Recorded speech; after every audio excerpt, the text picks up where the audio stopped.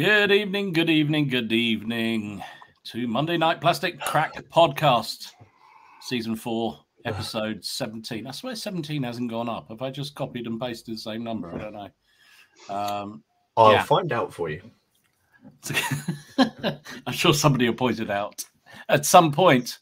So tonight, I'm joined by Martin as ever, Seventh Son. Hello. Up there in his new cubby hole. My new cubby hole, which is great. As you can see, the shelves are getting more full over there now. Oh, that's brilliant. And I'm joined by our version of the housewife's favourite. It's Alec from Wargames Hobby Channel, and also a mucker of mine from Farnborough Wargaming. Evening, Alec. Hi guys, lovely to be here. That den of disrepute, you mean? Farnborough Wargaming. It's true. It is true a lot of the time. So yeah.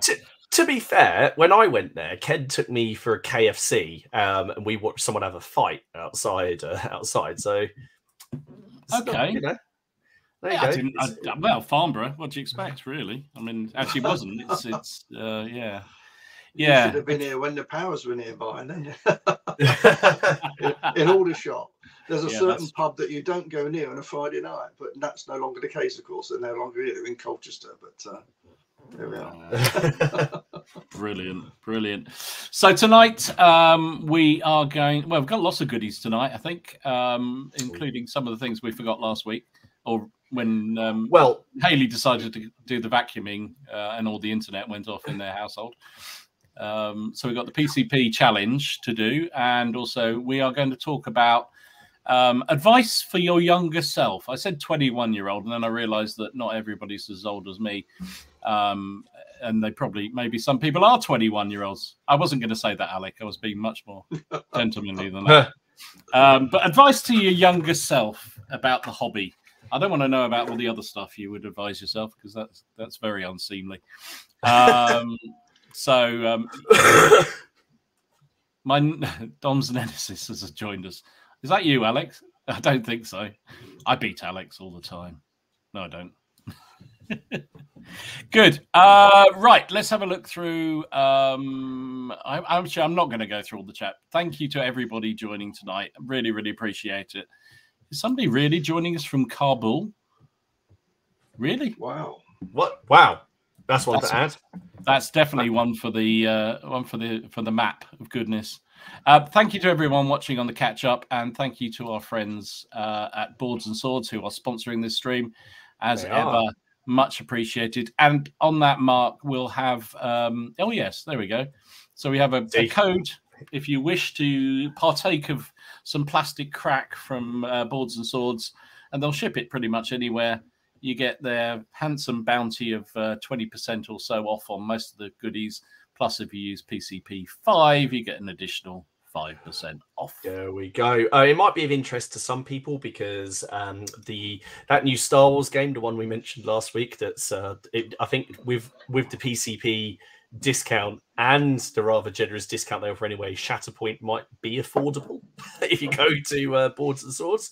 Wait, so you can actually afford it. Wow! If anyone is interested in it, they go and have a look. I believe I don't know if they're in stock. I have seen that they've been posting about it, and I think Ian's quite excited to have some demos going. So go and check it out. And also on that note about Boards and Swords, right after this stream. I mean, literally right after, because I've set the timer for it. Tickets will go on sale for CrackCon 3, 4, wherever we are. CrackCon 4. There we go. On the 21st of October. So I'll also put the link up on the Facebook page and all the goodness. If anybody is not on Facebook and wants to come and join us, ping us an email to the email address down below, and we'll send you all the details and everything else. So, sorry, Martin, you took a big breath there. I could hear. Did I? I was just about to say all the normal things like t-shirts, hoodies, and dice will go on sale in due course. And there might be one or two other things that might be occurring as well, if the powers that be, which is basically me and you, could get round to doing them. Of course, we're not joined tonight by Ken or Steve, but we wish them all the best. They're not here. Well, Ken's off honeymooning, and Steve's still away just for personal reasons. Yeah. He'll be back as soon as possible, but we send him our best. We send his best, and he will be back at some point soon. So let us have a look at some of the stuff we've been working on. I feel this will be very quick with you, Martin, because you've been very out of the way. Come on, let's see your things, so to speak. My things. Well, the main thing is still in here and playing with the setup. I'm trying to make the sort of. I've got some new lights and things. So when I've got videos planned, and I've actually sort of half scripted a video, which is the first time I've done that in a while. So I've been working on that, but I have been doing some painting because Eurovision was on, and I didn't want to watch that. Yes, well, I was down here, and my eldest stayed up with Haley to watch it, and I got the general gist by the sort of by hearing all the umming and ahhing and shouting. Yeah. So so what I'm working on at the moment, I'm working on some Reconquer designs, heavy infantry for my Crusades project for the Arabs. So but these are all work in progress. So there's the standard bearer so far. Just got a few details to finish on him. Oh, that is awesome, mate. I love that. I really like the shields. I decided to go with these ones, which are the ones he supplies, rather than the resizing and using the little Big Men Studio ones, because I like the idea that maybe this unit is a bit like a mercenary. You kind of just unifies them together as one unit, and the whole we few, we happy few, that idea. So here's another one which I've done as well, and I've tried some different techniques on the shield. I've been doing a lot of sort of stippling to try and get a sort of a softer effect of the highlighting. I don't think you can see it on that one too well. But here's the commander for the unit. A little peek over there. I really like doing black horses. I really enjoy doing them. I just need to do the hooves and a couple more details on there. That's that new contrast yellow on there. The one that doesn't right. It's this one. It's Bad Moon yellow. It does not. It doesn't do the contrasting. It doesn't shade. It's just flat, brilliant, bright yellow, which is great. But then if you want to shade it, you've got to thin down something else to put over it. It's a good yellow. Thank you very much. While I'm working on those, I decided that working to that one unit wasn't enough, and I have some other toys that I was excited about, which I got just before. Oh, no, Jim, how you doing, mate? How are you? I saw your picture. Were you drinking beer in the garden, doing studying today? Was that you, Jim? I got out my Naval Brigade from Empress Miniatures, which I knew I wasn't going to have time to start on before I moved house.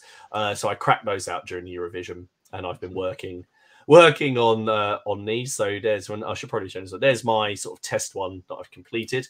I decided.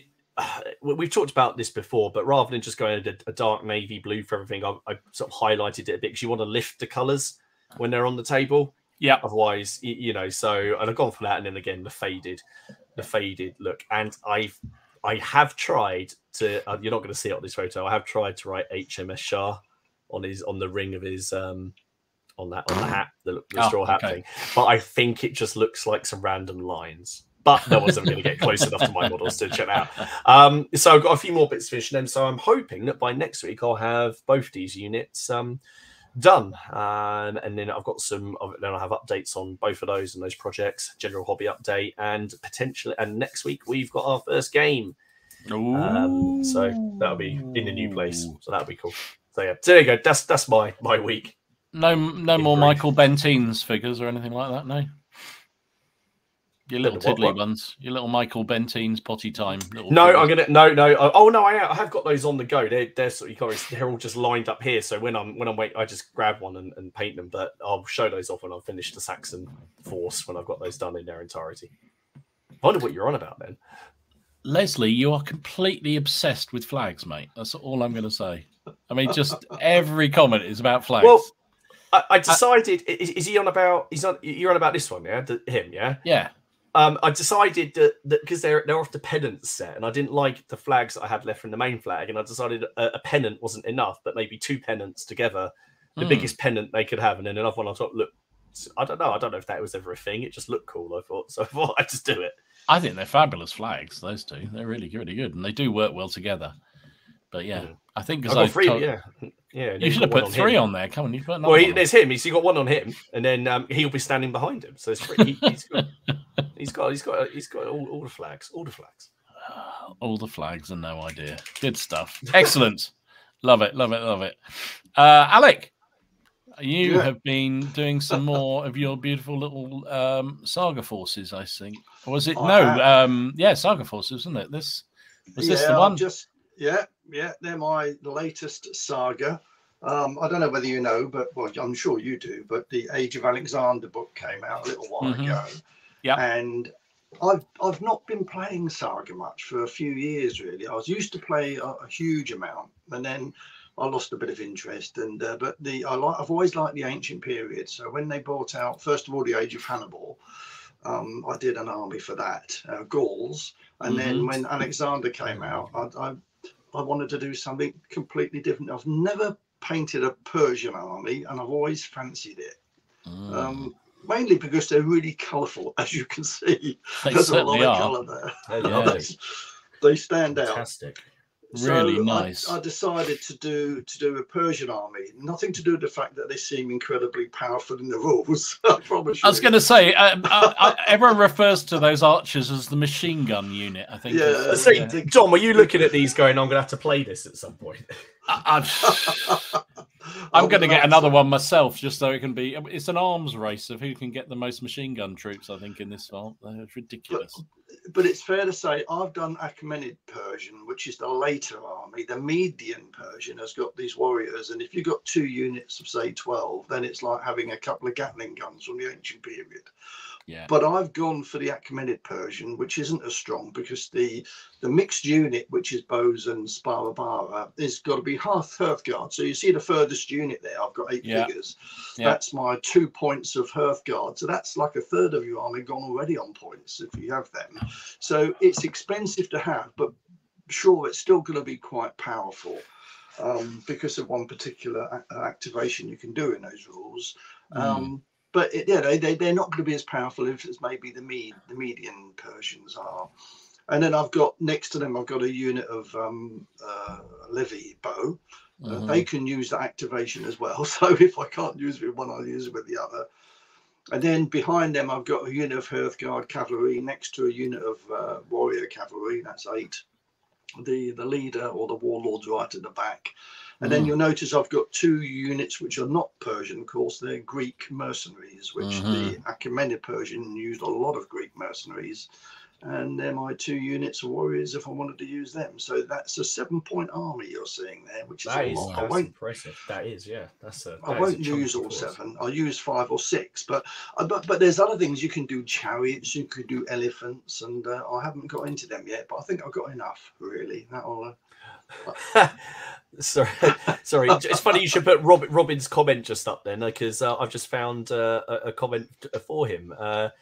We few, we happy through, we band of buggered. I was going to say, there you go, Rob. Sorry. Nice. That's a fantastic looking army. Lovely stuff. Yeah, I'm looking forward to using them, Dom. I haven't used them yet. I finished them today. I actually did the bases of the cavalry today. I put the foliage on. I haven't I varnished them, so they have not been used. So I should have a game against you and just spank them. That should be nice. Well, you normally do when I first bring an army out, don't you? That's the only time I play you, is your first army when it first appears. Talking of that, was that these fellas? Yes, that's your. Yeah, I knew you were going to bring that up. Yeah, my lovely, pretty Byzantines, which I also did because I like a lovely, colourful army. And Byzantines, you can go a bit mad, really. But these are not for Saga, of course. These were primarily built for what are they called? Line Rampant. Line Rampant, yeah. Because I like Line Rampant, and although I can use these for Saga as well, I've got enough to do both. But yeah, that's my very colourful Byzantines that you absolutely hammered the last. I absolutely hammered, but you still got a good draw out of the game because I couldn't kill enough of your men. They kept dying and getting my way. The problem with that, we played a scenario, wasn't it? And you had to get off the table with a messenger, and I just managed to put myself in the way and block you.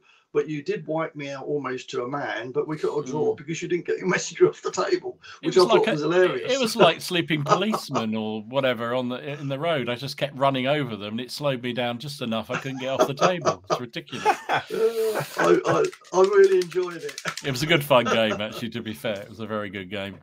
Beautiful figures. Yeah, I do enjoy those games. I especially enjoy them if you do a scenario, because it's not just about killing the enemy or taking off figures. You've got to bear in mind you've got something to do. You've got a task, and if you don't do it, if you get to do it, then you're not going to win. So I like that. It works well. And you sent what's this? This is Is this a new project? No, it's not. In fact, on my channel, I've started to review the different unit types that you use in Lion Rampant. And the first one I did was on skirmishers and light horse, because there are people out there that are new to the game or not quite sure what they're doing. And this is the next one I'm going to be doing. In fact, this is the bows and the crossbows, or they call archers and crossbows, and then I've got these on the table ready to do. I was going to do it today, but I ran out of time in the end. So this is going to be part 2 of my looking at units from Lion Rampant and what's good about them, what's bad about them, the advantages and disadvantages.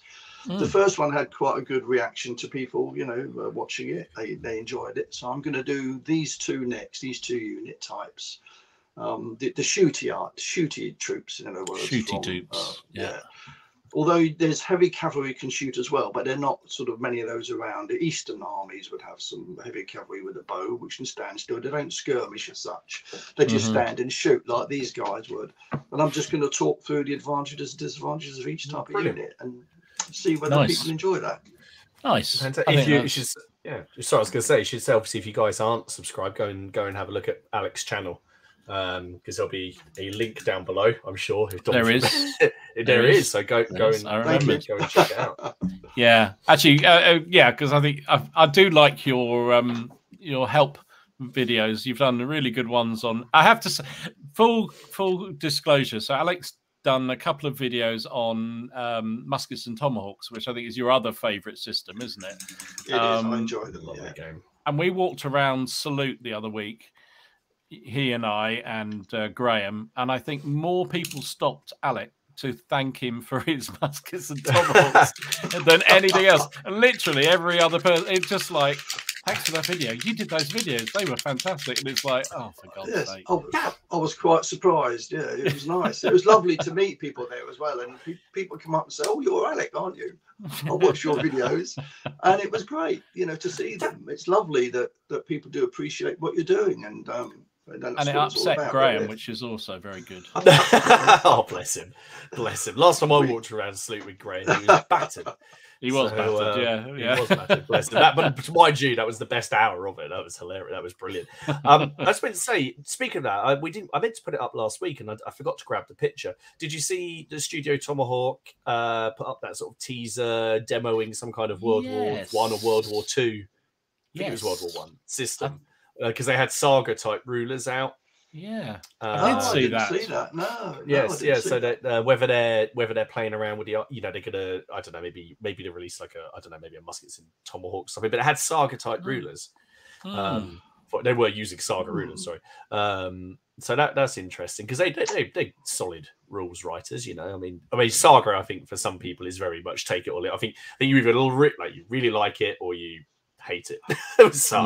I've never found sort of I like Saga. I like Saga a lot as long as you take it for what it is, which reminds me I need to have another game against Robin and continue our little feud, which is every game we have, to be fair. I agree. I like Saga as well. And I think the only trouble with Saga is that you've really got to concentrate on what you're doing. You've got to focus on the game. And if you're down the club and people come up and say hello and have a chat with you, you lose totally the thread of what you're supposed to be doing. Whereas with Lion Rampant, really, it's easy to get back into it, even if you leave it for 10 minutes, But you can't with Saga. You just forget what you're doing, and it gives me a headache. It really does. It does. It's a lovely game, and I do like the concept, but it's quite hard to play at times. Yeah, and you need to be in a room on your own with just your opponent. No one talks to you. Yeah, please don't come and talk to me. Then I might have a chance of remembering what the hell I'm doing. I'm gonna remember that. I'll play you, Tom, and I'll let the kids loose in the room. You'll win easily. We'll have to. That's it. We'll give Dom the battle board and a pack of Panadol. It'll be fine. I don't know. People do these sort of Iron Man saga events, and like literally they turn up, and it's like 2 days of a competition. They don't even know what armies they're playing.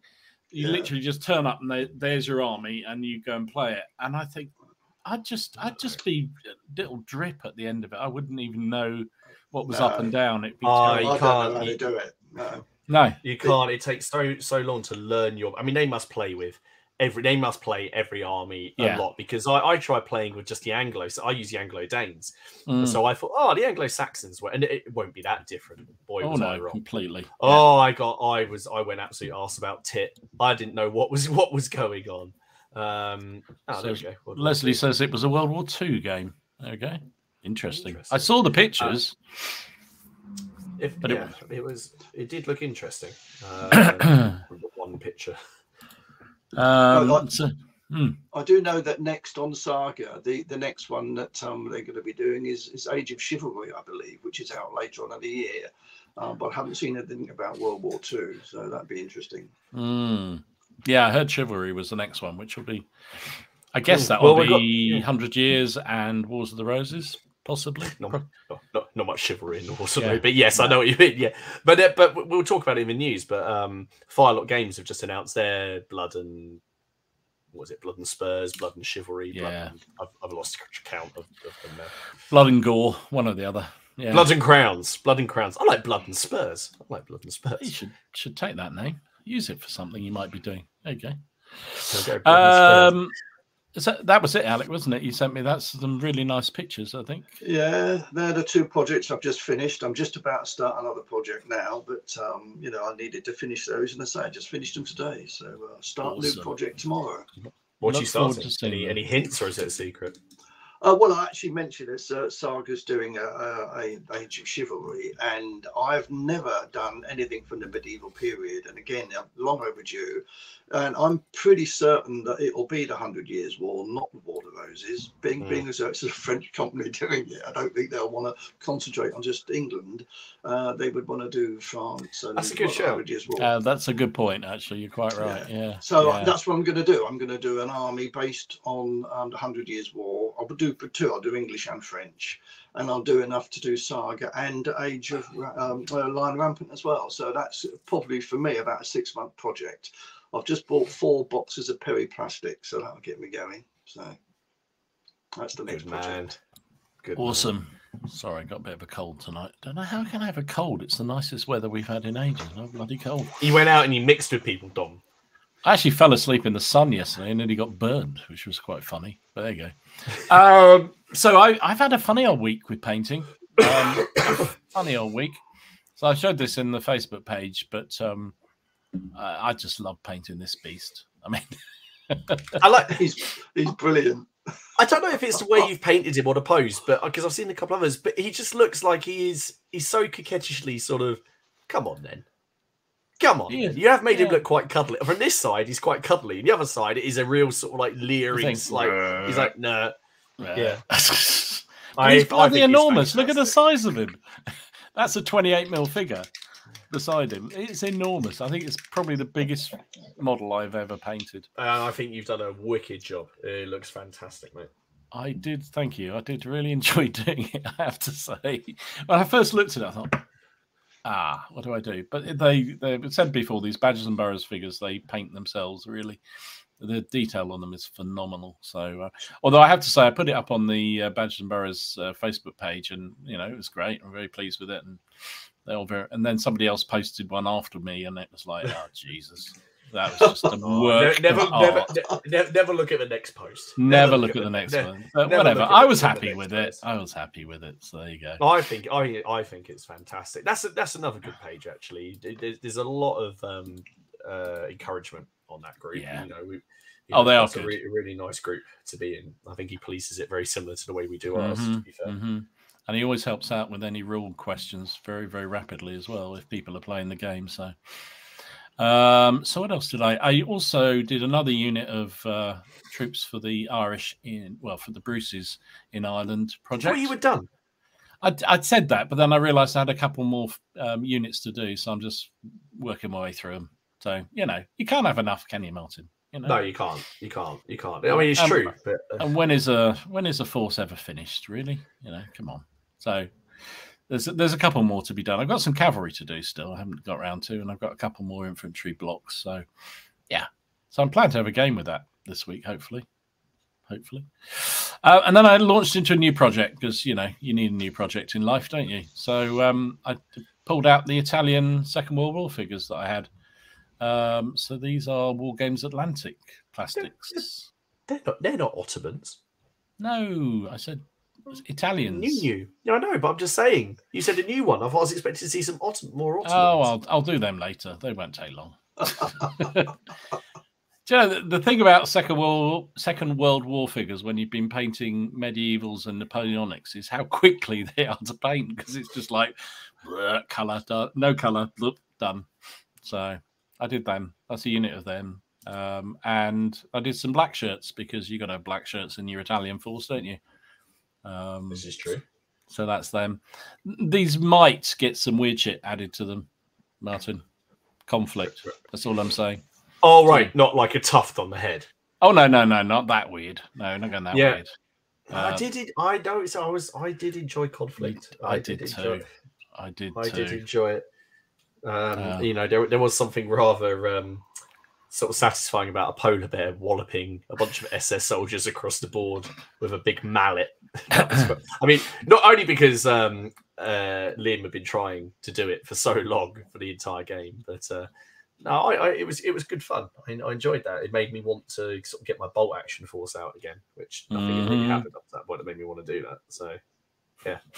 I love that, Jim. Well done. And Paddington runs out of marmalade. Like it. Yeah, so, I did enjoy it too. I did a machine gun. There's a medium machine gun from the Wargames Atlantic box set. Well, that was a fiddly bugger to put together, I have to say. I don't know if it's me, but it didn't have any instructions in the box. I don't know whether I just lost them or what it was, but yeah, it was fiddly. But talk about fiddly, I did this thing. Oh, my God. This is the Semavente Warlords plastic kit. This nearly got launched across the room. I don't know how many times. Warlords. So it wasn't just what it was. It wasn't. You should have just got the resin one, couldn't you? I should have done. I think I bought two of them because it's the same kit for the M1341 medium tank, and then you can turn it into the Semavente. And I bought two of them, I think, when they were doing some kind of offer. And I really, really wish I hadn't. It just, my God. I was thinking about this today. So I had to order another piece of furniture from IKEA. And IKEA. They offer an assembly service, don't they? 24 quid. Like 24 quid. Do you not think if Rubicon offered an assembly service for say £10 per model, would you take it? You buy it 20. Here's your kit. Your kit's 20 quid, or you can buy it £30 assembled. Yeah. Yeah, I'd do it. Absolutely would. I absolutely would. After making that kit, I was then looking online and thinking, do you know what? That £30-40 model is not that bad because it's a one piece. Fantastic. Yeah, although I'm getting offers already. There you go. I'll assemble it for a tenner. You're on. I'll send you the one I've got left. There you go, James. You're just going to get a whole part. Yeah, it's all coming your way. That's when you realise that suddenly 30 hours and £100 pay doesn't really match up to. I actually did I did actually do a video which is coming up this week, and I was filming sort of an unbox, making, and then painting of that tank, and. I genuinely so close to chucking it away. It just, oh my God, it was so painful to make. The bits just didn't go together. And I know I'm a cat-handed modeler and I'm really not good at it. And then made it worse. I thought, I know, I've left a few gaps, and I thought I've got some liquid green stuff here. I thought I'll use that on it. And then I opened that and it was all dry. I mean, Jesus. Bring your stuff to Crackle 4, Dom, and we'll have an intervention workshop. Thank you. Oh, you're on. I think that's an idea. If you owned your own board game, like Boards and Swords, and you did mail order, you could offer that service. I love Couldn't you? I'm up for it. I definitely would. I would do that. I mean, you have all these people who paint your figures for you, so why not build them? That's what I see. Fantastic. Anyway, there you go. That's what I've been up to. So there may be a bit of weird shit coming your way, I'm afraid, from me, as opposed to, non-weird shit like big bears. Yeah, but what's weird about punching Zombie Whitman with a giant American robot? Or I won't repeat what you said. That wasn't exactly what I said. You'll be demonetized and kicked off of YouTube. What you said you were going to do to Zombie Whitman. But no, it was good fun. Although we put a Tiffin dice in, didn't we? Which completely threw Liam. Oh, he never played with a Tiffin dice in the bag. It completely buggered him, didn't it? So, Alec, you've played Bolt Action, haven't you? I have, and a few times. But I don't know whether when you play a game and you're playing with other people's figures, it's not right, is it? You just don't enjoy it. I much prefer to field my own figures. So what I did after I played a couple of games with you and Jonathan was I went out and I bought a load of Germans and a load of Americans, and I spent 6 months painting them. And I still haven't used them. And we all moved on to something else, didn't we? Yeah, well, I really like Bolt Action. I think it's a good game. I think it's a really good system. I really enjoy it. It is, as soon as you add in robots. When you add the robots in, the robots made basically the robots made Bolt Action fun. All right, that was my well, the last game I played, Dom, if you remember, you had a tank, and I was in this building, not realising that if you fired on me, you'd probably destroy everybody in the building.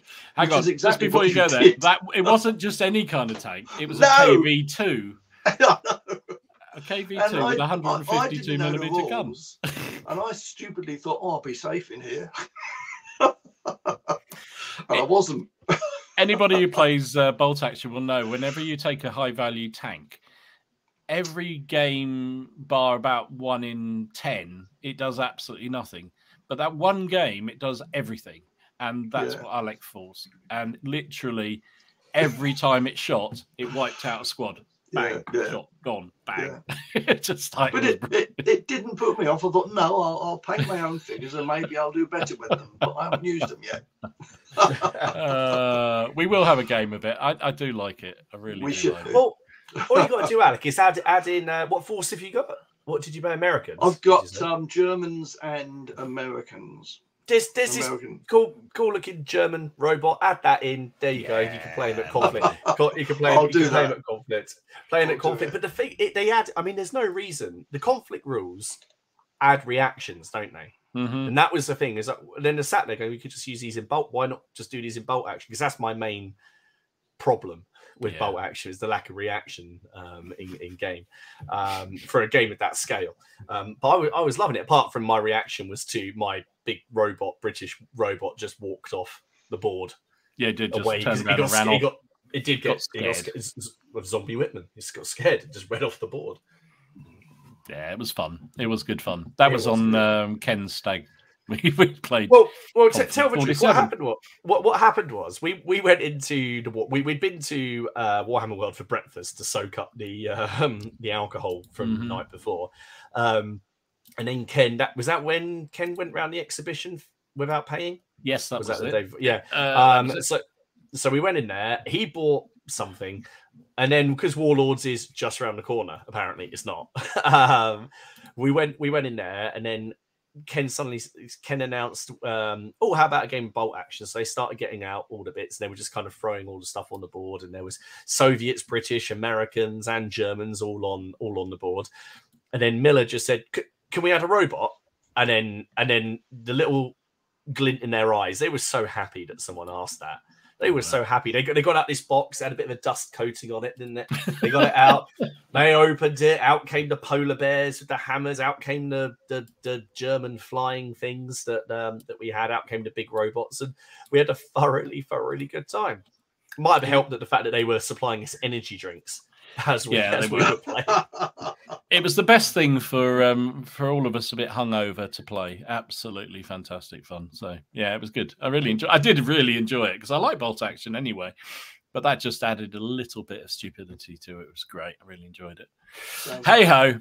So yeah, definitely we'll have a game of that at some point down at the club, Alec. Really look forward to it. Mind you, I put it on the list of all the other millions of games we need to have. we just run out of time, don't we? Really, just not enough time. I think. Yeah, just not enough time. James has upped the stakes. He says he'll assemble a Huey to £1 apart. At that point, you're going to be a millionaire, mate. That's all I still don't think. I still think you're doing yourself cheap there. I think that's. I still want Steve to make that model and video when he's doing it, because I just think there'll be such language. It'll be brilliant. I'll learn all kinds of new swear words that I've never heard, which is saying something. Right then, Martin, do you want to do? Oh, I know you got paintbrush in hand, but do you want to do the PCP? What's it? Yes, absolutely. Well, for those of you who are watching last week, I realised right at the end of the stream that I was about to start the OCP challenge results, and then Hayley started hoovering, and that knocked out my internet for some reason. I don't know why. All that's happening is apparently there's no hoovering now between 8 and 10 on a Monday. Martin has to do it the next day. So that's the rule. So we will go through the OPC results. Now, these were sent through by Warren. So you got Warren, Paul and Andy who put it together. And Tony, sorry. And the OPC 15 was for civilians, and there were 10 entries. And I'm going to try and do these in the right order for once. And the first one up was Hannah. Now, this is Hannah's first ever miniature. This rather fetching dwarf cook. I believe this is Sam's other half. Sam's wife, and she wanted to paint something, and this is her first miniature. So fantastic! I think that's awesome. So if we could get someone to assemble our miniatures, and if then Hannah could paint them, that would be great. There Life is sold. That's all I'm saying. Yeah, brilliant. Love it. Yeah, absolutely. I don't know who makes that. I do like that. That's very, very cool. Very, very cool. Next up was John with some Tyrolean civilians. Now, are these from... That's the piano ones, isn't it? Yeah. Lovely. I mean, you could use those in a lot of... I mean, maybe not the guy in the lederhosen, but you could use them in a lot of things. I like them very much indeed. Absolutely. I think those are lovely. So cracking work. Next up, we have Paul Franklin, who's got some medieval labourers. Always good, especially if you want some target practice as you're doing the siege lines. Very, very nice work. Lovely. I think the fun thing with civilians, you can just go a bit nuts, can't you, with the colours? You can, and I think, like you say, Alec was saying about scenarios, and I think the thing about having lots of these sort of things, you can build them into having little scenarios where they're involved, or just features on the table. I think they really add something to it. Really absolutely. Good. Well, Paul Mackay, he's been in there. There he is. Look, he's done some civilians as well. Like, I think these are Foundry. I think. Don't quote me on that. But they are very, very nice. Again, lovely set of colours. Richard has sent some Ratnik civilians. Oh, wow! Very cool. Wow, particularly somber. Very cool. What scale are those? Nice. Are they 28s or are they 15s or something? I think they're 28s. Wow. I think they're 28s. They look really good, don't they? I think they're awesome. I think they're lovely. And Roy has done civilians and a bit more. So he's done civilians and then he's done the market stalls and all the carts. And that's very, very cool. Love it. That's lovely. I could see great uses for those in RPGs. Always need a good market. I was thinking in your Crusader games, they'd come in handy, wouldn't they? Yeah, no, absolutely. I do have some bits like that to print. I'll have to I'll have to sort those out. Stephen has done young. Let me get it straight. Young Fliss bonnet and the circus. Holy smoke! Look at the one sitting. I hadn't noticed it before. That's awesome. The ones on the bench. It's brilliant, isn't it? Yeah. Wow. I love it. Fantastic. Tony West has done some Spanish civilians. That's fantastic. I love the stripes. Lovely work. I assume he's going to use these for shakos and bayonets. No, not shakos and bayonets. Sorry, sharp practice. I think that's what he's built his Spanish guerrilla force for. Tony Phillips, if I can find, I bet he's going to. Oh no, there you go. He's done Christmas in May. Oh my goodness! That's People fantastic. have excelled themselves this time. These are brilliant. That is brilliant. That is brilliant. Which well done. That would be nice. an end of level. That would be an end of level boss for me on something. That would be fantastic. And then Warren himself has done medieval shepherds. Oh, lovely. Oh my goodness. Lovely. I'm sure. I think those are the Reconquer. I think they do. I'm sure they have that look about them, don't they? Yeah. Yeah.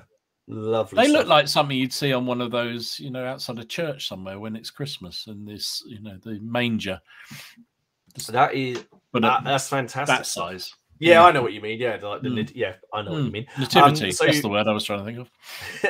May's OPC project, which is the 16th one, which is mad, is something unique. So the idea is to kit bash or sculpt your own figure. Details in Warren's post. You heard that? So head over to the Facebook group. Remember, if you're not a member, come and join down below. We've had a flood of new membership actually over the last week, and everyone's answering the questions. Remember, that's only really. If really, most of them have been. Really, okay. Most of them have been. I let one in that hadn't been, but that was because someone we knew invited them. Okay, I'll let you off. So there we go. And anyway, come over there. If you have a look at Warren's post, or if you put OPC into the search bar, then it will come up with the most recent one. Remember, there's no prize. It's just the fun of doing a group challenge and a group build together. And to this day, I have still not done one because every time whatever I'm working on never matches what they're doing. It's always like the month later or the month before. So, but yeah. Cracking work, guys. Lovely, lovely stuff. So head over there and have a look and get uploading. Awesome. Excellent. Well, we've had a good run there. I think we'll get on to tonight's topic, shall we? So this, as a reminder, was my idea was sort of advice you would give yourself when you're starting out on the hobby, basically, or when you're early into the hobby. If you knew now if you knew then what you knew now, I think that's the way of putting it around. So I thought we'd split it out because, I mean, everybody's going to say pretty much the same thing, I think, about figures. So we'll get to that in a bit. But let's start out with painting. Painting. How, if you were going back to, I'm not going to be ungallant, Alec, but when you started out painting all those hundreds of years ago, sorry, not hundreds ago. Obviously, just the other week. When, what would you tell yourself about painting, particularly in the hobby, that you would wish you'd known? Well, when I first started wargaming, which was when I was 18, I'm 72 now, so quite a long time ago, I went down to Farnborough Club. And they were playing English Civil War was very much being played at the time. And Mick Fuller used to run it. So he took me under his wing and he said, you need to build an army. So I said, right, okay, I can do that. So the first thing you've got to do is do your research because I completely messed up, okay, much to Mick's delight. So what I did was I painted up. I decided to do a royalist army. Or no, it was parliamentarian. I'm sorry. Originally, it was going to be parliamentarian, only because there was less parliamentarian armies down the shop, down the club. Most people were doing royalists. So I did these this regiment of infantry, and I did this unit of cavalry, and I was really pleased, really proud of what I'd done. So I took them down the club.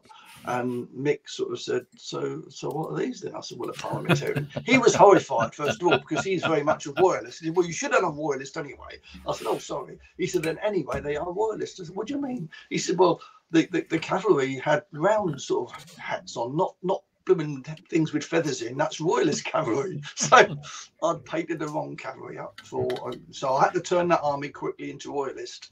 And what I did was the unit was green, the infantry was green, and they had an orange sash, which I knew was parliamentarian. So all I did was I changed the sash to red, and the Cavaliers were fine. They weren't Roundheads, they were Cavaliers. So I dropped a clang in there, and Mick's never forgot that. He kept reminding me of that for years, about the first 2 units I painted. So the first thing is do your research, make sure what you're painting is going to be right. So, that's a very good piece of advice. And the other thing is that over the years, sadly, Mick is no longer with us. He died about 6 years ago, but he was a good friend.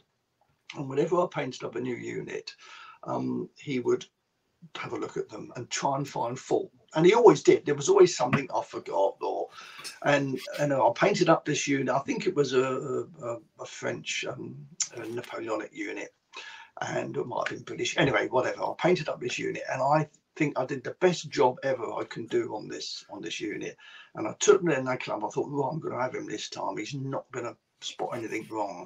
So I showed him, and he was looking at them for ages. He was looking at them, and then he turned them over slightly, and a big smile came on his face, and he said, "You forgot to do the brass bits on the bottom of the muskets." He had to find something. Something.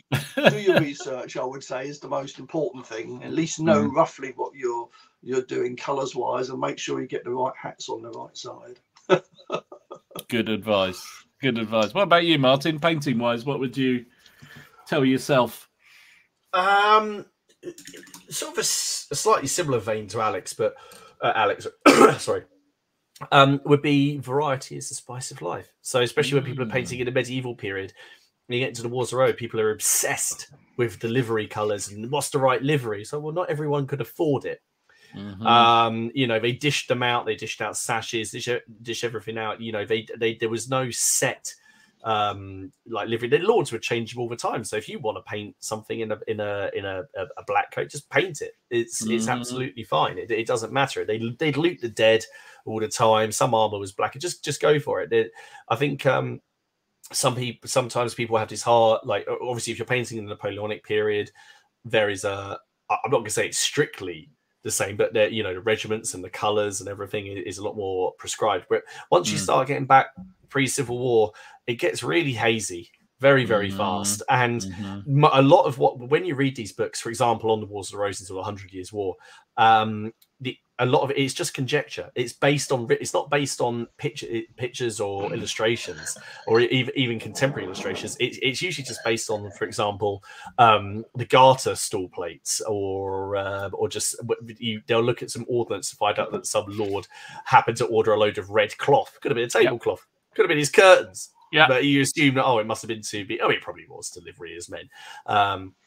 But I just say, it's what I'm doing with my medieval stuff now, especially now that I'm painting sort of the Arabic side of things. And I just try and mix as many colors as I can, because I want them to stand out on the table. If you want to make your miniatures bright, and it's not, for example, a strict navy blue because you want them to stand out, or it's not, you give them a redder bonnet, Sean, than a maroon one because it stands out on the table. Just go for it and bugger what anyone says. If it makes you happy to do it, just paint it the way you want to paint it.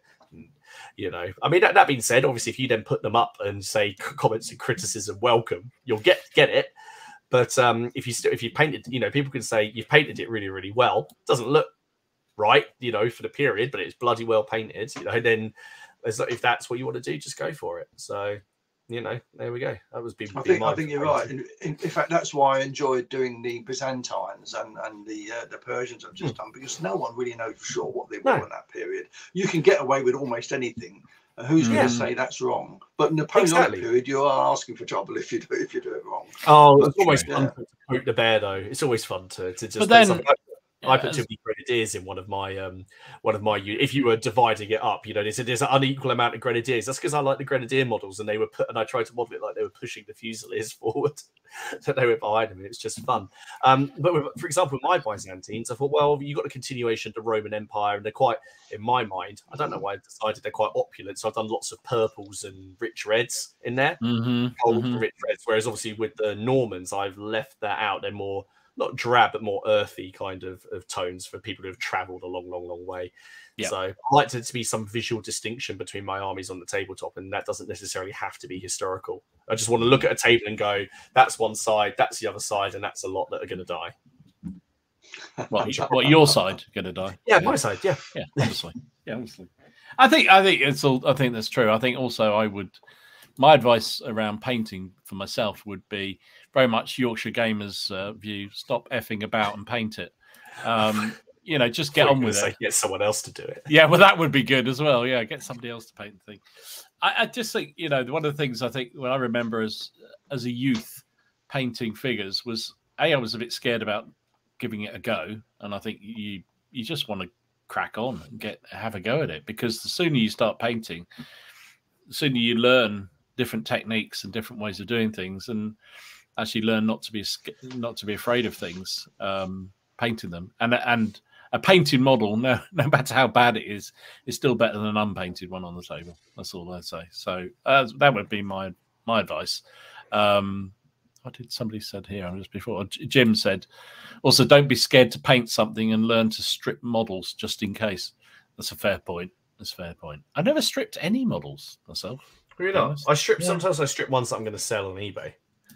Really? I just sell them as they are. Well, generally old GW metals, because they sell for more unpainted than they do painted. Probably because my painting, it's the painting of a 12-year-old boy who didn't care and liked Goblin Green a bit too much. Yeah. So I think also you can't. The whole thing about models, you just mentioned it, and other people have mentioned it in the chat, is no matter what people say about uniforms, even in the Napoleonic button counter realms, uniforms were different colours. They faded, different weather conditions. They got dirty, they got muddy. They grabbed whatever they could find. If their boots ran out, they'd pick up whatever they could get, or they didn't have boots at all. So to then say your troops just got the wrong coloured red on your red coats is just ridiculous, really. But there you go. It's Napoleonic wargamers. I think you're right. And also, I do like to add a bit of dirt to my troops now, because on campaign they're not going to stay pristine, and I like them to look a little bit grubby. Yeah. And that, I think, looks brilliant. And and the other thing, because you got into contrast paints, Dom, yes. And, I haven't used those, and you said, you really must try these, Alec, and I did, and I'm totally sold. And all I do now is contrast paints, and that it makes you look like a good painter, doesn't it? It does. It does. Yes. Yeah, it does. It's also a lot quicker, isn't it? Yeah. On that point, what about the different paints and what have you, and techniques of using paints? What about that in terms of advising yourself? I mean, Alec, you started out using enamels and things like I did, I'm sure, and they were not easy to use, were they? Let's be honest. When I first started painting, I don't know why it was, but everyone seemed to be doing everything in gloss paint. I'm talking a long time ago now, so when I was 18. And then suddenly the people started to do them matte, and they thought, well, actually, they look better in matte. So everyone started doing matte, or at least varnishing their glossy painted figures matte. So, there's been quite a big change over the years. And of course, very much so in that time, 15mm became very popular, but that's died out a bit now, and I can't see it in the paint anyway now. So I do 28mm. But yeah, things have changed. And for me, the biggest change has been, I just love contrast paints. They do really go on so well, and they just look good. And they say they do make you look a better painter than you are, because I'm only an average painter. I don't mind admitting it. Yeah, me too. When you go down the club and you see, we've got a couple of guys at our club just paint, they're just absolutely fantastic. And I could never reach that standard in a million years. But I do a reasonable job with contrast paints, and I'm pleased with the results I'm getting. And I've had no one say they're not very well painted, so they dare not. I think they look great. Andy says, my advice to myself at 21, dump the enamels and buy acrylics. I do remember them coming in. I can't remember which club I was at the time, but I do remember them coming in and everyone sort of saying, "Oh, you've got to try this," and everyone going, "But they're water-based. How does that work? I mean, it's going to rub off, isn't it?" And all this, and it was like people were. It's like I remember when plastic figures, everyone was using those for the first time, and it's like, but they were awful as Airfix. So why would you want to buy Perry plastics? I mean, but then they're not, so they didn't. So yeah. Well, what about you, Mark? Sorry. Right. Carry on. The first plastic that came out weren't very good, were they? But of course, they've got better and better and better. Now they're just outstanding. Yeah, absolutely are. And I remember the first time I ever discovered shading, which I think was those horrible army painter dips. You remember the ones? I think you still get them. You still make them, yeah.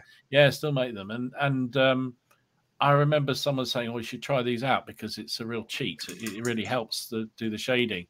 And the thought of actually taking my figure that I'd spent a bit of time, then dropping it into this mass of what looked like molasses, and then pulling it out, and actually when I did, and I thought, oh my goodness, it's just amazing. It's just, and even then it was so much better than just that modicum of shading was just extraordinary. So I think, again, I would say don't be afraid of shading and highlighting and using washes and things like that. That would be certainly something I would do. But definitely that's helped my painting lately is highlighting things, or doing the base colors, using a wash, and then highlighting over the top of it, which is something I would never have thought of doing. But it just makes such a difference. Are you, Martin? Paints? I guess mine would be slightly similar, which would be to not be afraid of sort of just adding a bit of, say, for example, yellow to a green to highlight it, or just mixing your paints. Because the way I learned, I said, I got into the hobby through GW, and all companies are guilty of this because they want to sell you, if they've got their own paint range, they want to sell you that paint range. Of course. So essentially, they're like, oh, I used, for example, this flat red as the base, and then I highlighted that with, I don't know, red, orange, and then use blazing sun to highlight it. It was 3 different paints. And I'd sit there and, I would go and buy those 3 different paints because I wanted my model to look exactly like the one that they painted. Whereas now I just add in a bit of flesh tone to highlight my reds, because that gives a slightly more sort of orangey sort of like feel and faded look, or, and I just work things up that way. So, my palette now is a big mix of colors, whereas before I was very regimented at keeping everything separate, because that's how I thought it, because when I was young, when I started the hobby, I was 12 as well. I thought that's how it had to be done, and that is GW. As I say, there's other ones as well, or you read any kind of painting guide, obviously you want to follow that guys. I use this and I use this and I use this. It's only with the advent of YouTube, I'd say, I wouldn't say just YouTube, but videos in general, you see people mixing their paints and just saying, oh, I added a little bit of this to highlight it, which seems so obvious, but for some reason people seem afraid to do. I think we must all, is everyone got that one paint in their collection that they bought to highlight something, they've used it once and then never used it again. Oh yeah. I've got a whole tub down here of sort of gloss of various greens and things that never see the light of day because they're essentially fluorescent, and I don't use them. I think I used them once to do some slime, and I wanted like an edge, and that was it. Whereas I could have just added some yellow, and that would have been fine. So anyway, so that'd be my advice. Just, don't be afraid to mix your colours and vary from what people are telling you. Yeah, absolutely. So Leslie apparently says the colours in enamel were only, or the best range of colours in enamel were only sold in gloss. That'll be why. I do remember all those minifig figures, all high gloss, as you say, Alec. They were varnished within an inch of their lives, and I mean, God knows how you would have stripped that paint off them. Jeez, it was probably, added an extra, I don't know how many mil to the figure. It was ridiculous. Bartos says, funny how times change. Discovering enamels was a game changer for me. What did you use first? Crayons? Jeez, come on. Gloss paint. Yeah, maybe it was gloss paint. Wow, I'm impressed. Also, do you know when I first came into the game, into wargaming, the figures were all the same, weren't they? They all sort of pointed their guns, and it was almost a case of, well, actually, they got to look like that. We've all got to be doing the same thing. It's only some years later people started to mix other ones in, doing different things, and actually, everyone realised actually that looks better than having them all pointing their guns in the same direction. It's true. And now, of course, you rarely put out a unit, everyone exactly the same model. You do mix them quite a bit, and how much better do they look? Whereas Ken, he likes them. He likes, doesn't he? He does not. He wants them exactly the same. But that's the way he likes painting. He likes, if he's going to paint some with that parade ground look, he wants them all in step, same marching step. I think the Perry. earlier French kit was a nightmare for him because of the amount of variety in the poses. I think he hated it. He liked, really? You know, he liked the quality of them, but there was just too much going on. He said, "No, I just want them all marching." So he would go and he just buy all the Warlord ones because they were doing what he wanted. They were marching in greatcoats. Yeah, easy peasy. He loved that, didn't he? Mark, I'm not dissing Quickshade. I'm not. It works. It does the job. I just have moved on. Also, I found it stunk. That's the only problem with it. And if you put too much on, blimey, it would stick to any surface once it dried. Jeez. But anyway, yeah, it was good stuff. I mean, it is good stuff, to be fair. What else we got here? What about terrain? What I saw you were showing us before we went on, Alec, some terrain you've just built. Yeah, for Saga. You're very proud of this. So show it off. Go on, show it off. Well, I'll tell you what it is, because I think we talked about this earlier a little bit as well. When we were at the old building, we were in the community centre in Farnborough for about 40 years, and we were the longest serving club there.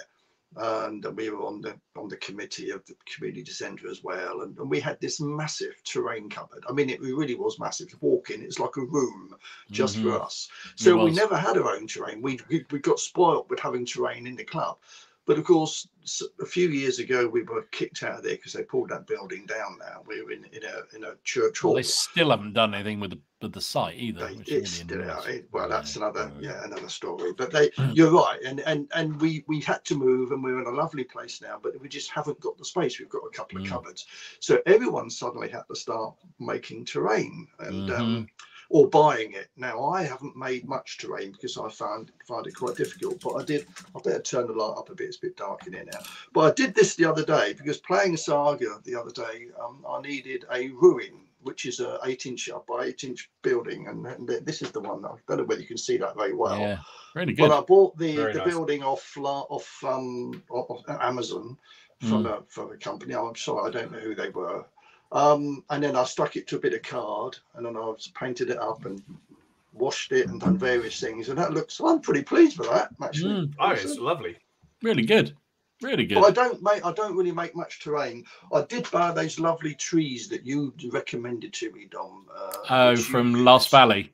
Yeah, I mean, I bought those. So I've read my terrain now over the last couple of years, really. Since we haven't got room at the club anymore, I've got a lot of terrain now. In fact, I've just produced a box with all the terrain I can use in Saga, because there it's very strict what you can use. You can only have one hill a certain size, then you can have a smaller one, and you can have a marsh. It's got to be a certain size. So I've got now a box with just Saga in, which this is going to be in as well. And I'll only really use it for Saga, I think. And now I'm also doing a box for things like Lion Rampant, you remember that the show that we did, Warfare this year in the Farnborough Airport. I've got a load of desert terrain now for my Crusaders and my Saracens. So all that, really, most of that I bought the last sort of 2, maybe 3 years from nothing. But it's nearly all purchased. I've very rarely made a piece. That's the first piece I've made for a long time, and it's turned out all right. I might do another one, not another ruin, but maybe experiment a little bit more. Nice. So what about you, Martin, on terrain? What would you say to yourself if you turn back the clock on terrain? Get lots of it, maybe. Wait, it's hard, isn't it? Because if you start and you're a teenager, you haven't got any money.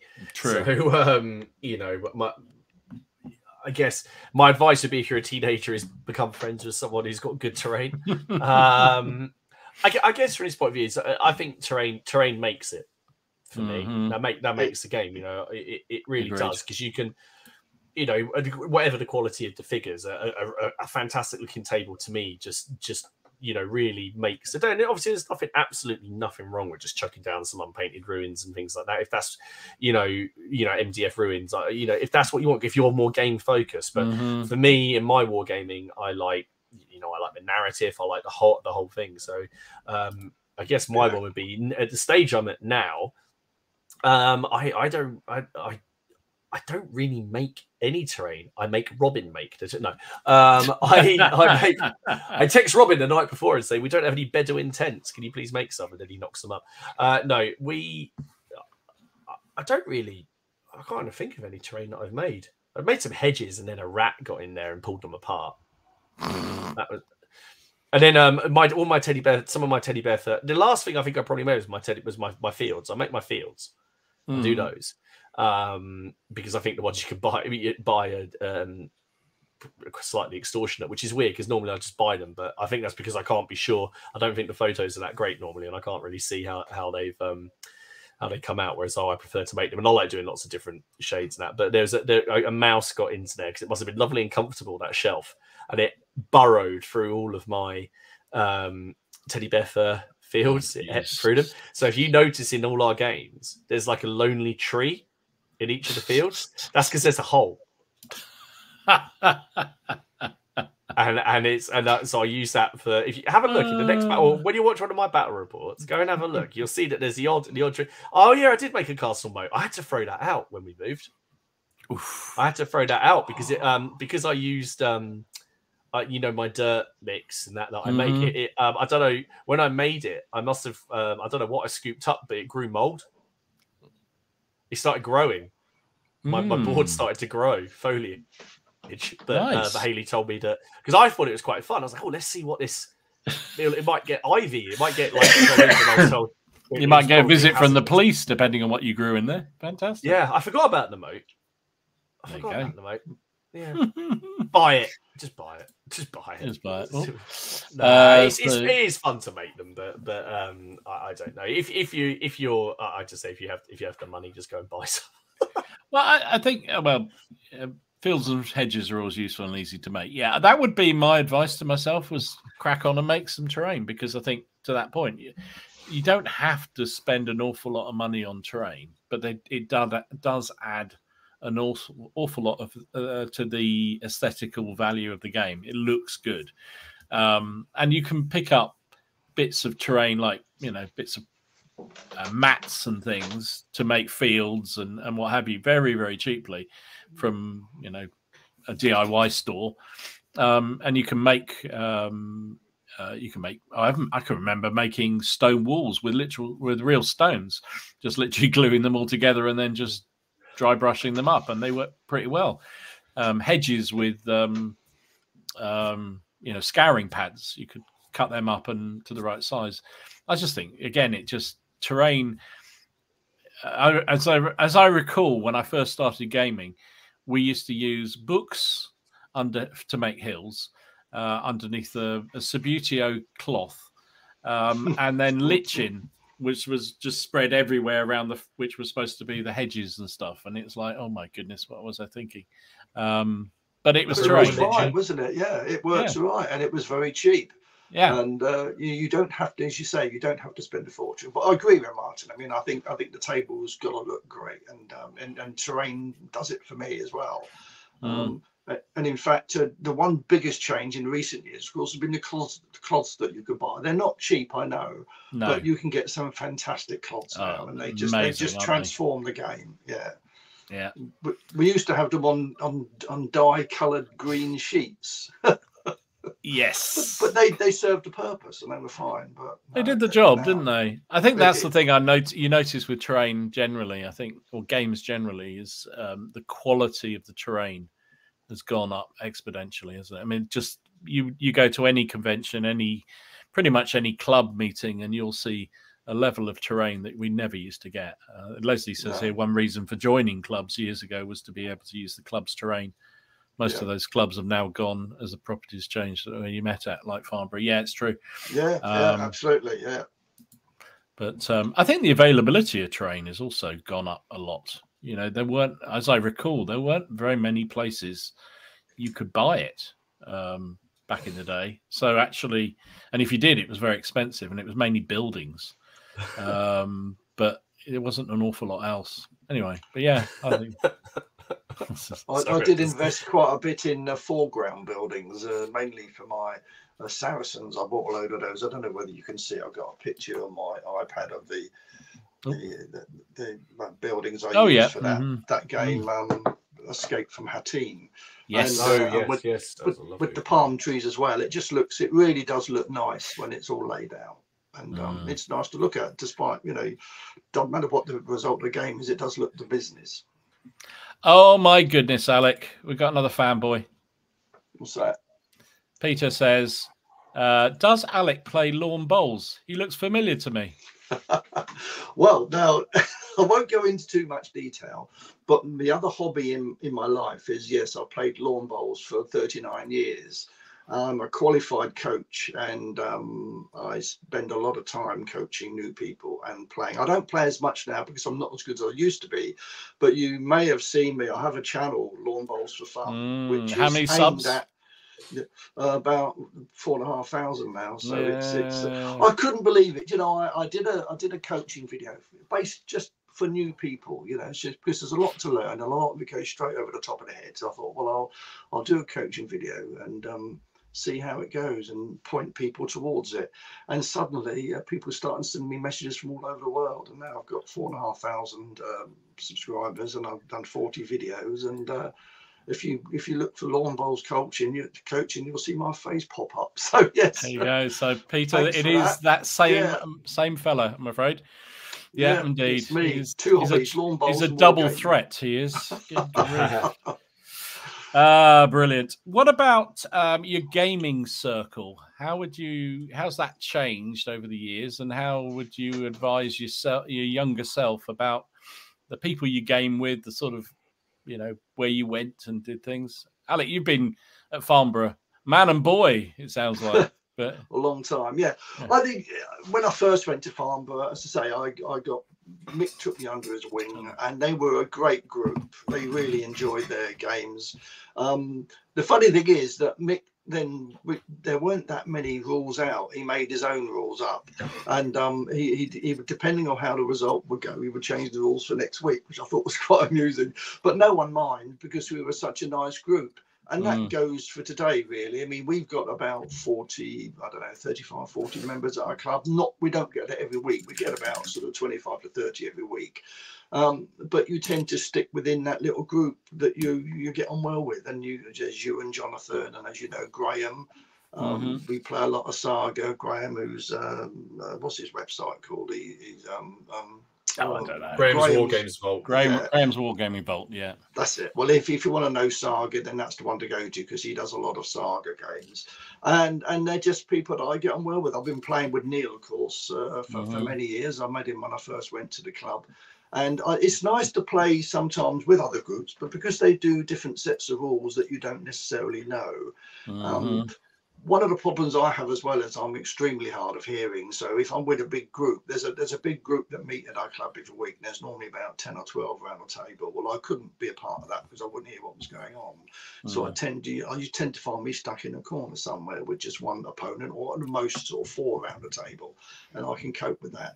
But I think you just pick the people that you get on well with, and obviously, if you do the same rules, that helps. And I don't do too many rules these days because maybe it's because I'm getting older. I can't seem to take them in so quickly as I used to, or I forget what you're supposed to do. So I tend to stick to rules that I know, and I don't embarrass myself. Although I'll still join in anything, I'll give anything a go. But I do like to know roughly what I'm doing. Some of these rules just too complicated for me. I just can't understand what they're on about half the time. So yeah, just shop around. You'll soon find 2 or 3 people that are like-minded, have the same approach as you, and do the same rules, and then you'll tend to stick with them.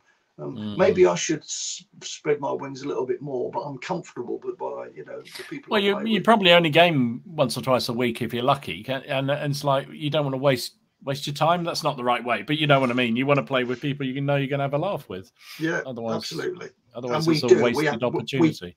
We do have a laugh, don't we? I mean, regardless of the result, it's good fun. There's a lot of piss taking, a lot of banter goes around the table, which is all part of the fun, I think, for me. A huge amount. Yeah. What about you, Martin? What would you advise yourself on your gaming circle? I mean, if you turned the clock back. I guess mine would be to be open to trying other games that people want to play. Because we used to, we used to play Warhammer Fantasy, and like 40k, and there'll have been other people. People have come along and said, "Oh, do you want to try this?" And we're like, "Nah, we all know how to play this game, this one game. So let's just play that." Whereas now, I'd be like, "Well, mate, I play a lot of games now. I have a lot of rules. So just be open to trying it because you don't know. You might suddenly find that hidden gem of a game that you just love, and you can build a forceful." So I would tell my younger self to be more open to probably what other people want to play. Equally, I would probably say find who the parasite is in your group and get rid of them, because the person who's borrowing the person is like, hang on, have you actually got any models or any terrain or anything? Or are you live it and you're, hang on, I've just purchased this stuff, but I'm never going to use it, and I've bought it for you, and I've painted it, but it's going. No, I'm joking. A little bit of me's not. He's from my boss. He's never going to watch this. If you're watching this, you know who you are. Why did I have all these units? I've never even painted this on.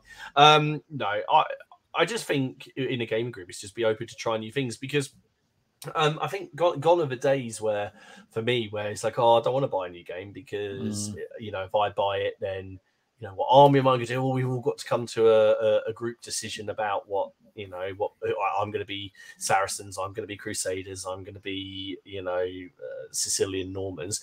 Bugger it, just paint up what you want to paint, and then have the games you want to have, unless you're playing it for a specific campaign or a tournament. Because I don't play in tournaments, so I don't really.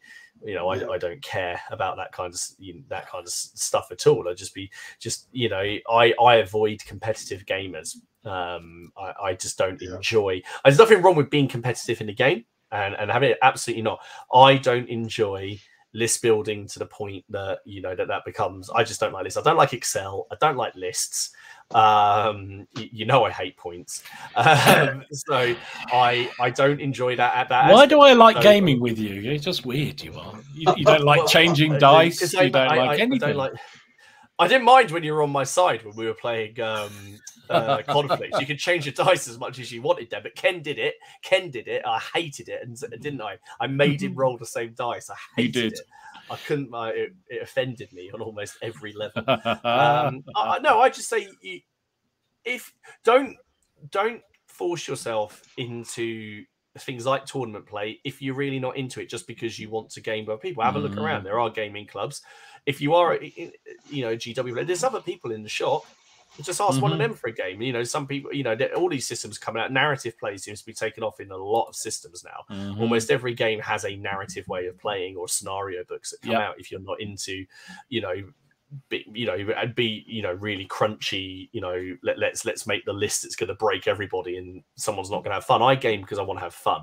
It's nice to win, but I want to walk away. So even if I lose, I want to walk away and say I had a good time because I created a story. We created something together. It was good fun. I'd rather do that rather than say I created this list. It's invincible and I crush my opponent in 4 turns. Well, great. Well, okay, but we're not in a tournament. Unless you're in a tournament, you're entering with that mindset.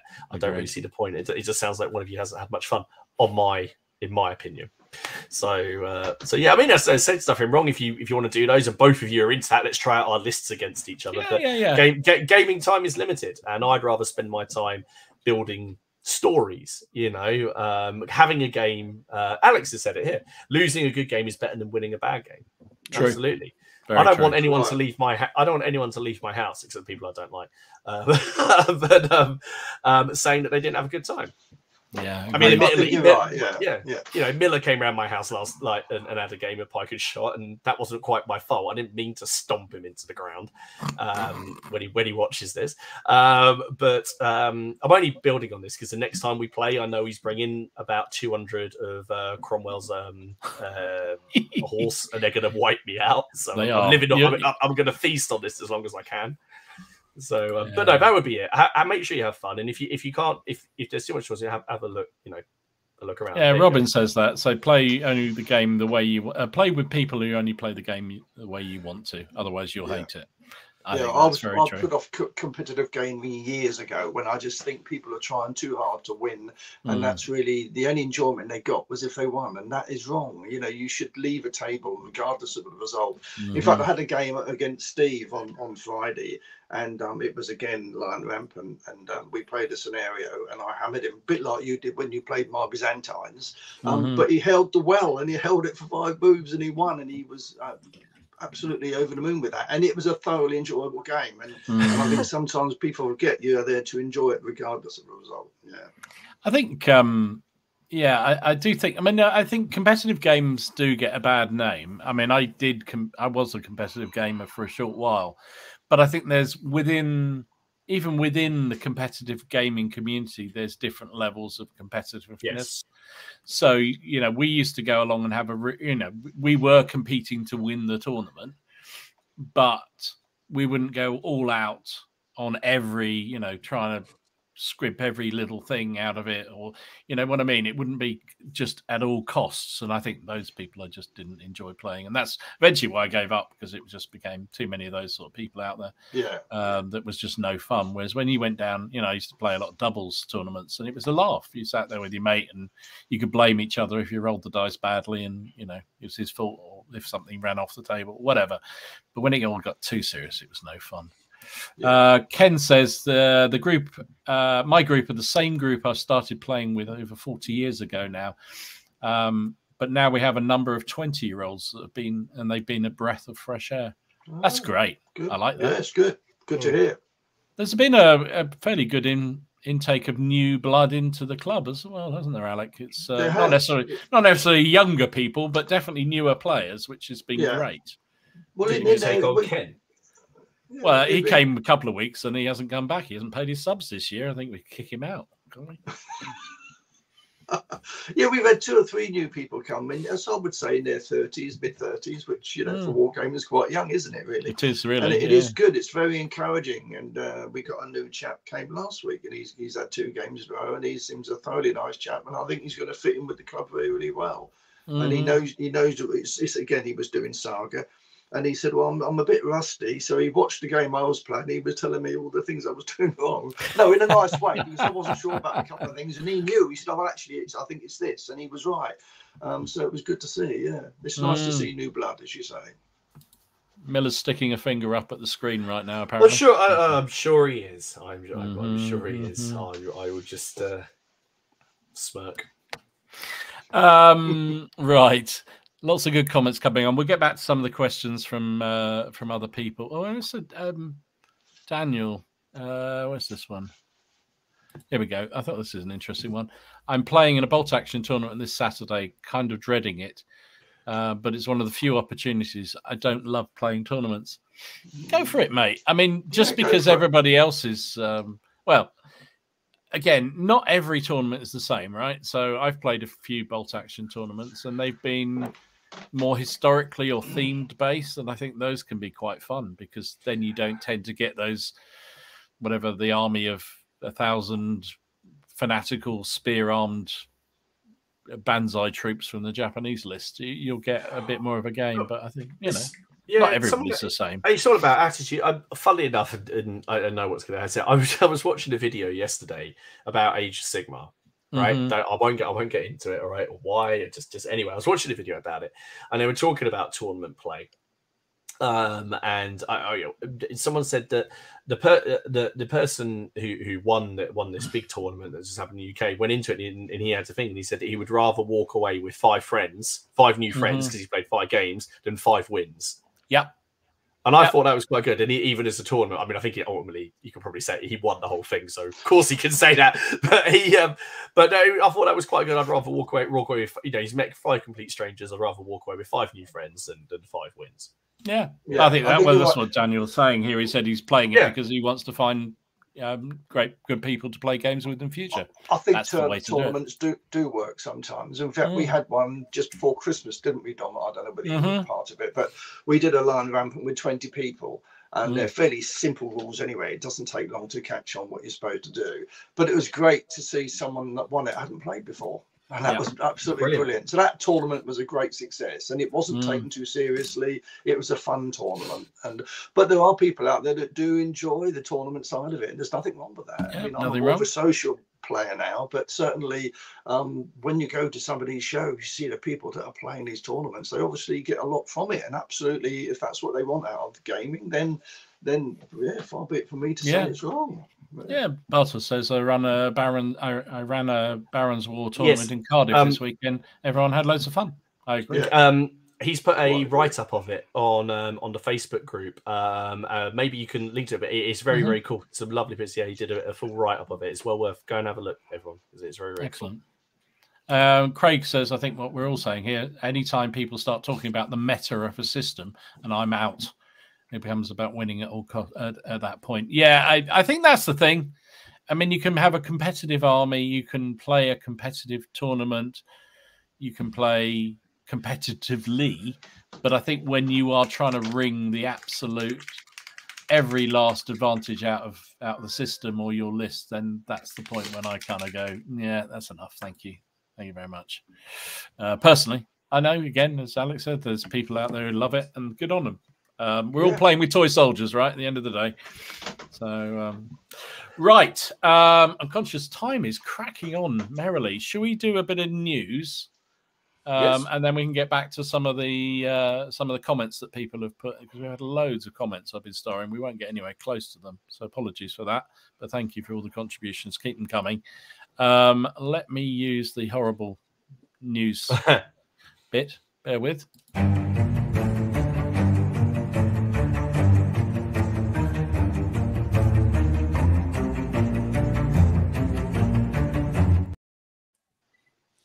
Still stops too quickly.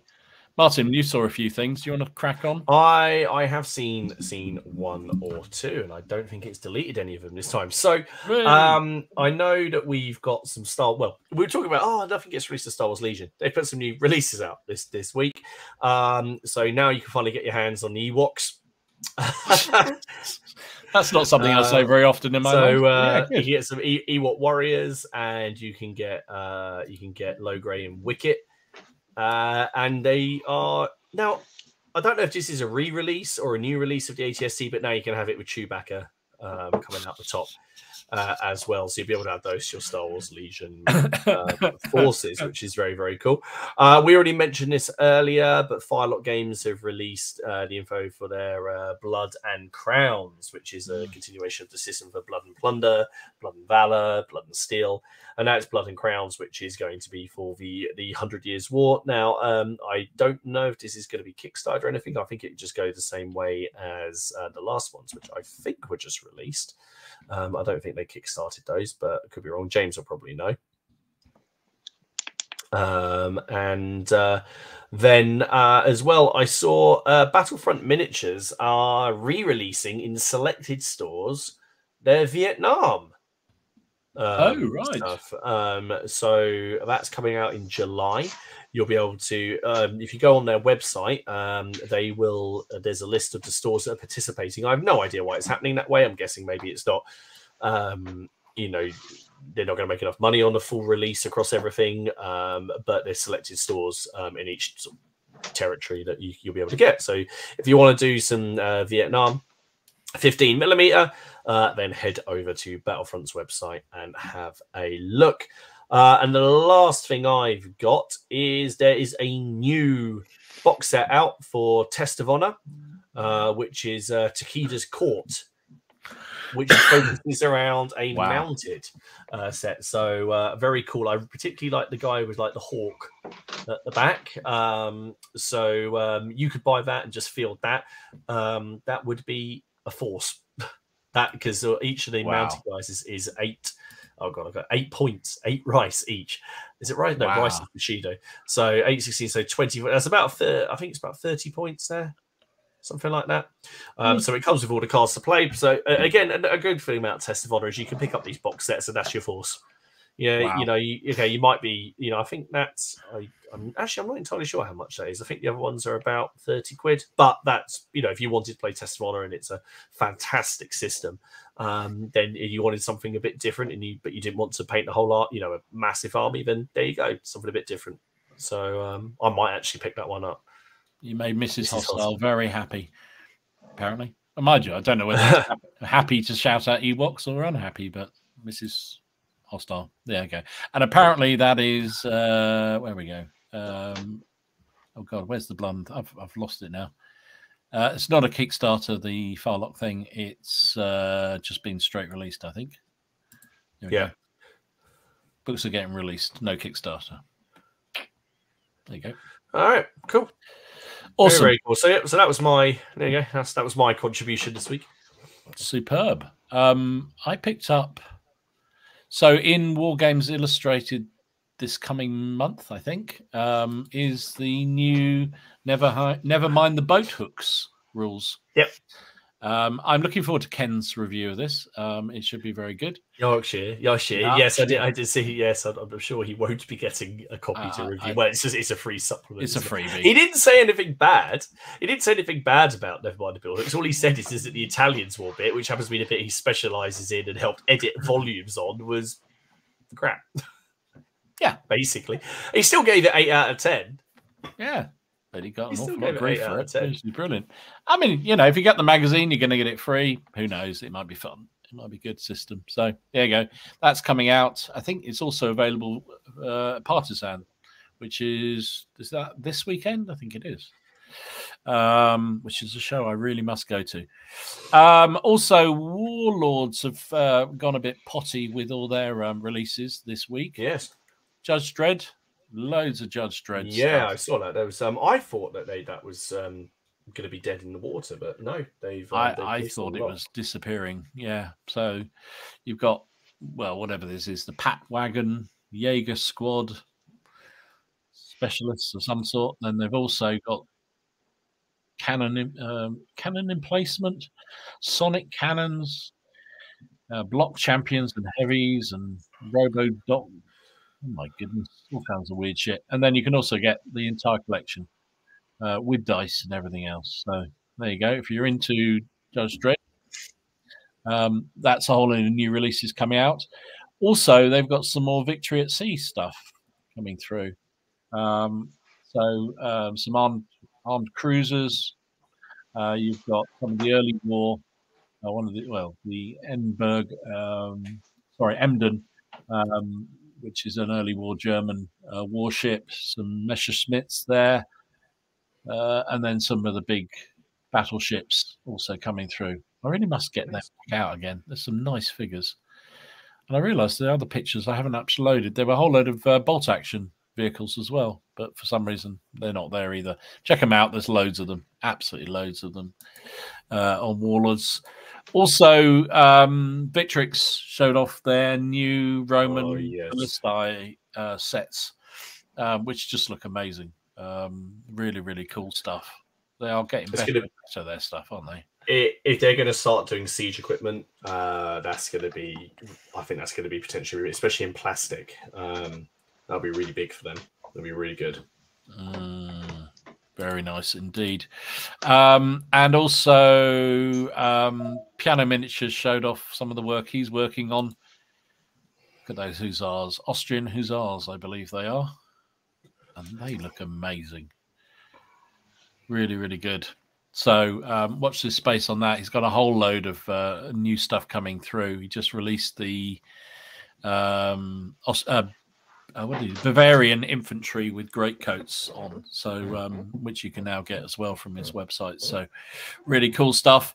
And then our friends at VMV released an ancient Indian command group. Oh, cool.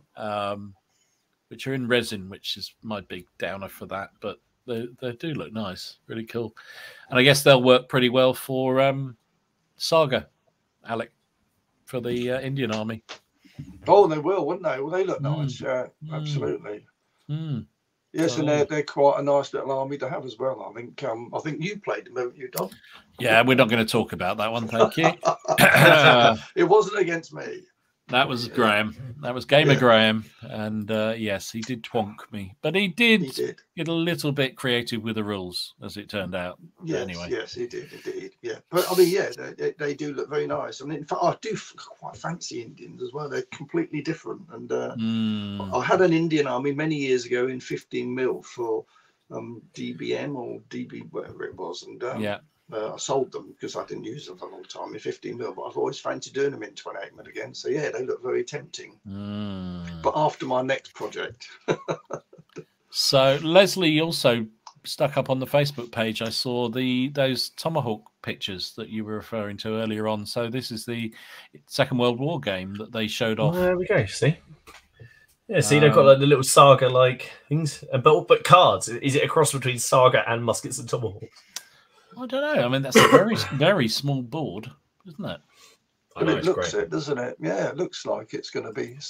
Yeah, I've not seen that at all before, so I'll be interested to see how it turns out. So, well, yeah.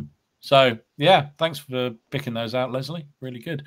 That looks interesting. So, I don't know anything more about that other than the tease they put up on their Facebook page. But there you go.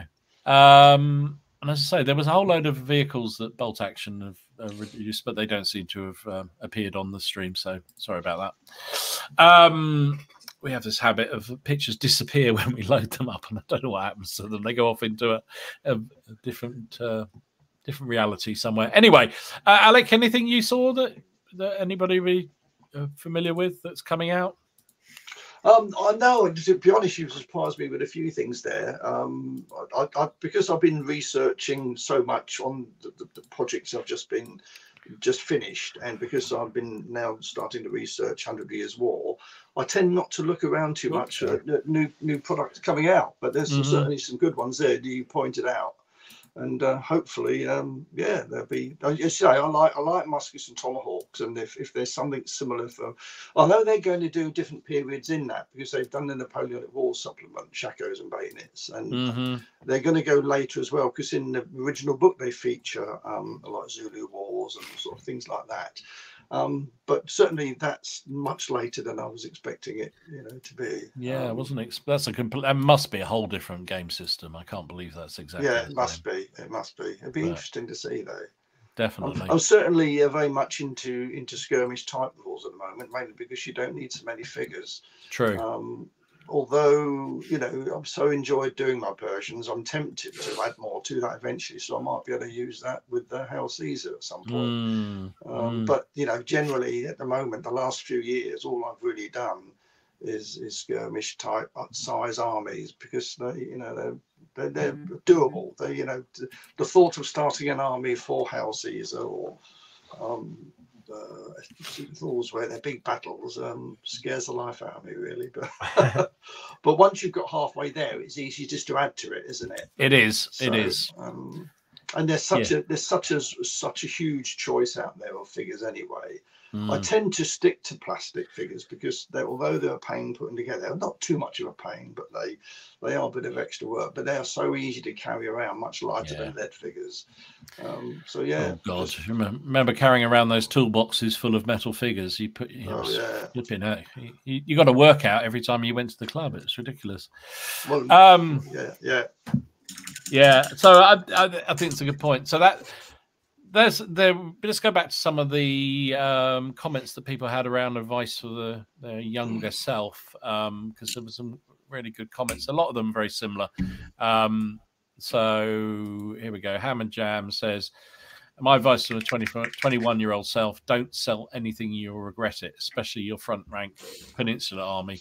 That sounds like he's still not got over that. I don't know. I don't sell figures. Well, very seldom. I sold a few, but I just. I have, and I've regretted it. It's although some years ago, my collection's nowhere near as big as some people. I've got about 6,000 figures now, but at one point it was over 10,000, and I decided that it was just too much. And everything that I hadn't used for a few years, I decided to put on eBay. And I had a bit of a clear out, sold about half of the figures I had. And although a lot of them I haven't missed because I probably never would use them, but there are certain armies I do now regret selling you know, and that will always happen. But you do need room, and well, you know, it depends on how much space you've got. My garage is full of stuff, and 6,000 is quite a bit, really. But as you say, compared to some, it's nothing, I suppose. But yeah, there are a few armies that I do regret selling, and you can't get them back, so that's it. I have to paint another one, maybe.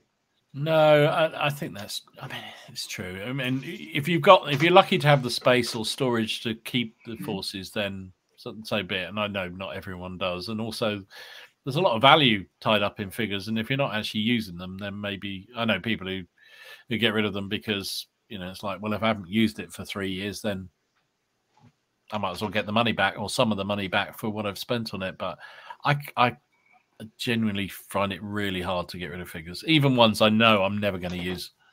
I just don't like doing it. But yeah. Well, there's other armies that you would never sell. I mean, the first army I painted, which I mentioned, my English Civil War army, I've still got that. It's been repainted a few times because I've improved a bit since I started. But I could never sell those because they're part of my history of war games, and they go back a long, long time. And a lot of my 15mm army, I've got a huge 15mm French and Russian army, and I would never sell those because I put so much work into them. And I did a nice job with them as well, but they would never be sold either. Yeah, Jason agrees. So don't sell your minis. You'll regret it later, like now. Yeah, he's right. Yeah, I tend to agree. What else we got here? Rich has got a step further. Don't throw away those 1980s GW minis. Yeah, they're probably worth a fair bit now, Rich, aren't they? They are. I've flogged off quite a few. Yeah. Oh, well, never mind.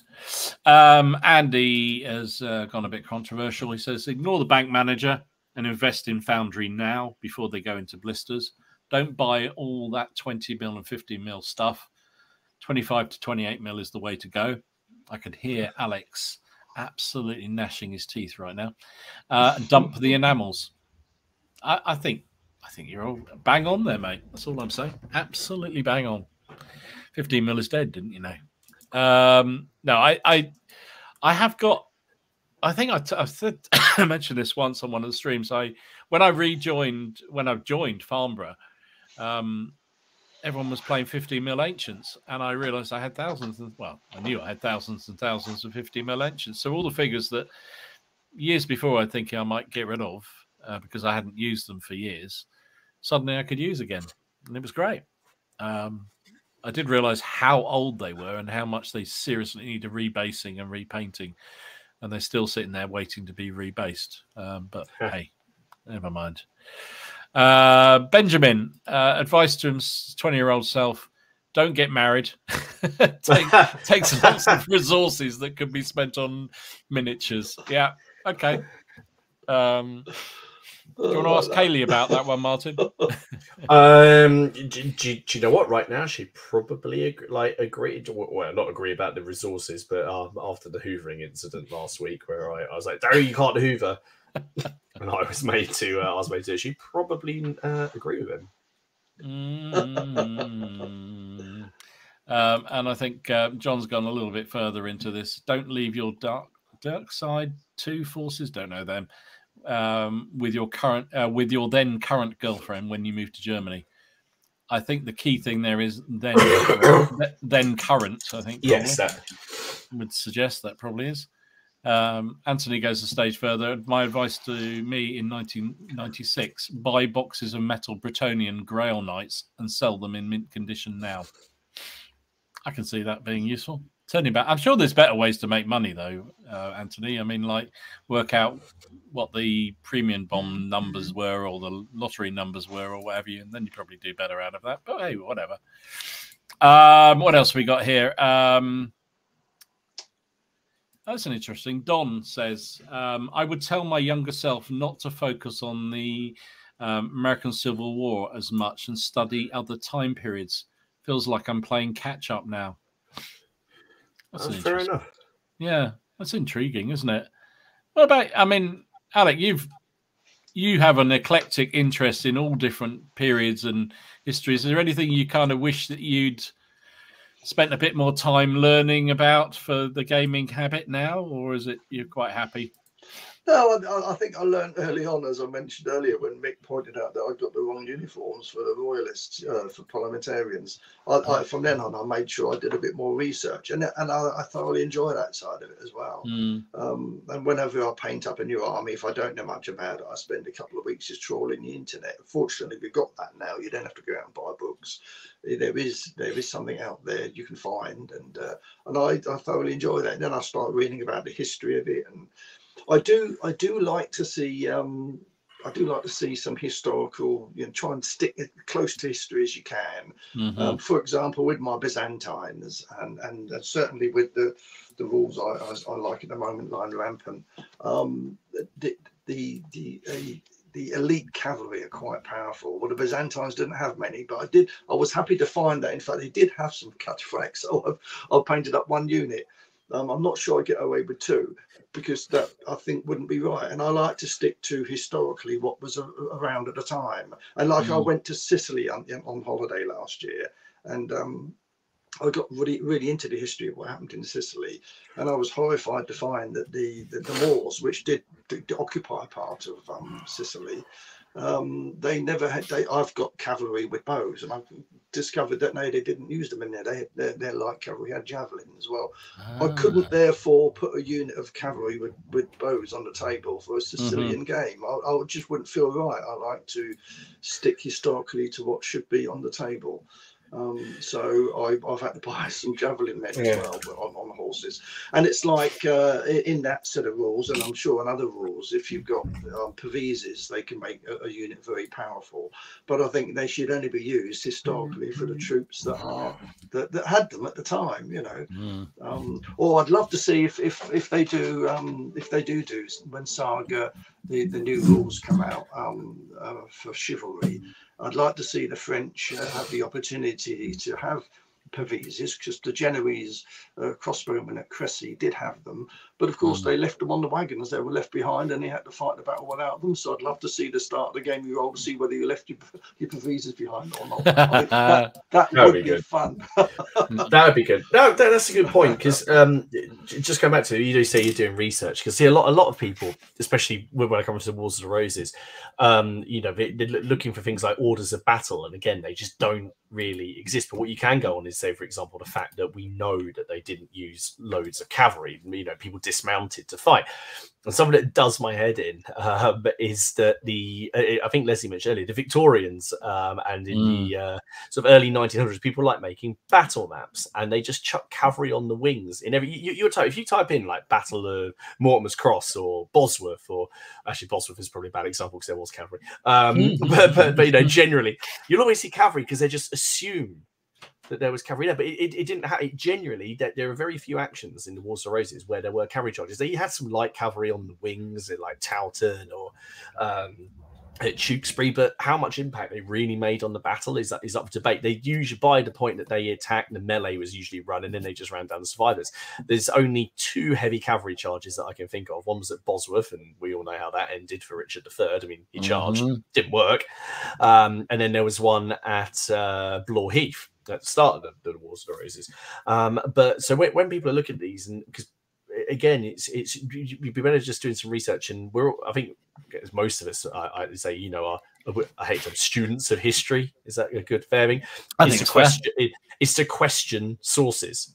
Always taught that, especially when it comes to things like numbers, like the idea that Towton had 60,000 people is just it's just not really feasible. Not feasible. No.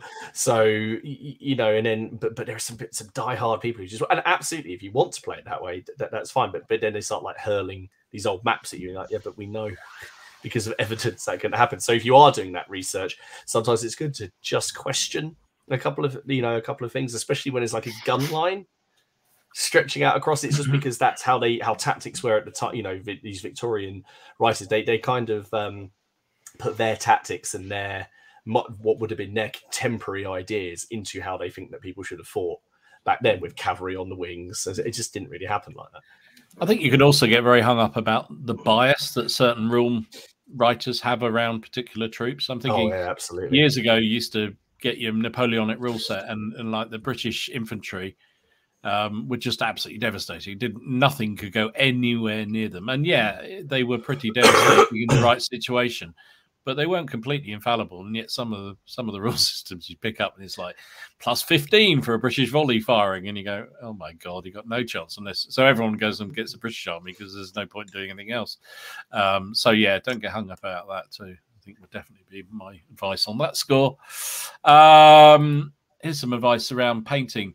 I would tell myself to start using brush soap earlier. Would have saved a lot of brushes, and also try a wet palette earlier.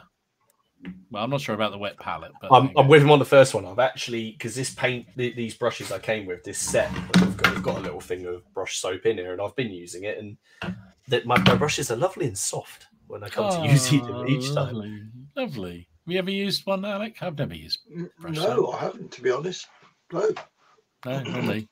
Maybe I'm only doing it because these brushes are from my mum. They're very expensive. Every time she comes around, she's like, "Have you still got those brushes?" And they got them at Christmas. I'd like them to at least to last till next Christmas, because I won't be able to put them on the Christmas list again, because she will notice. You can never have too many brushes. I'm buying new ones all the time. Yeah, I just don't know what I do wrong, but they just don't seem to last. They start to spray out a bit. You're using them. That's the. I think. Yeah, I'm the same. I go through so many brushes, but I know I treat them badly, and I know I load too much paint on them, which is also a bad thing apparently.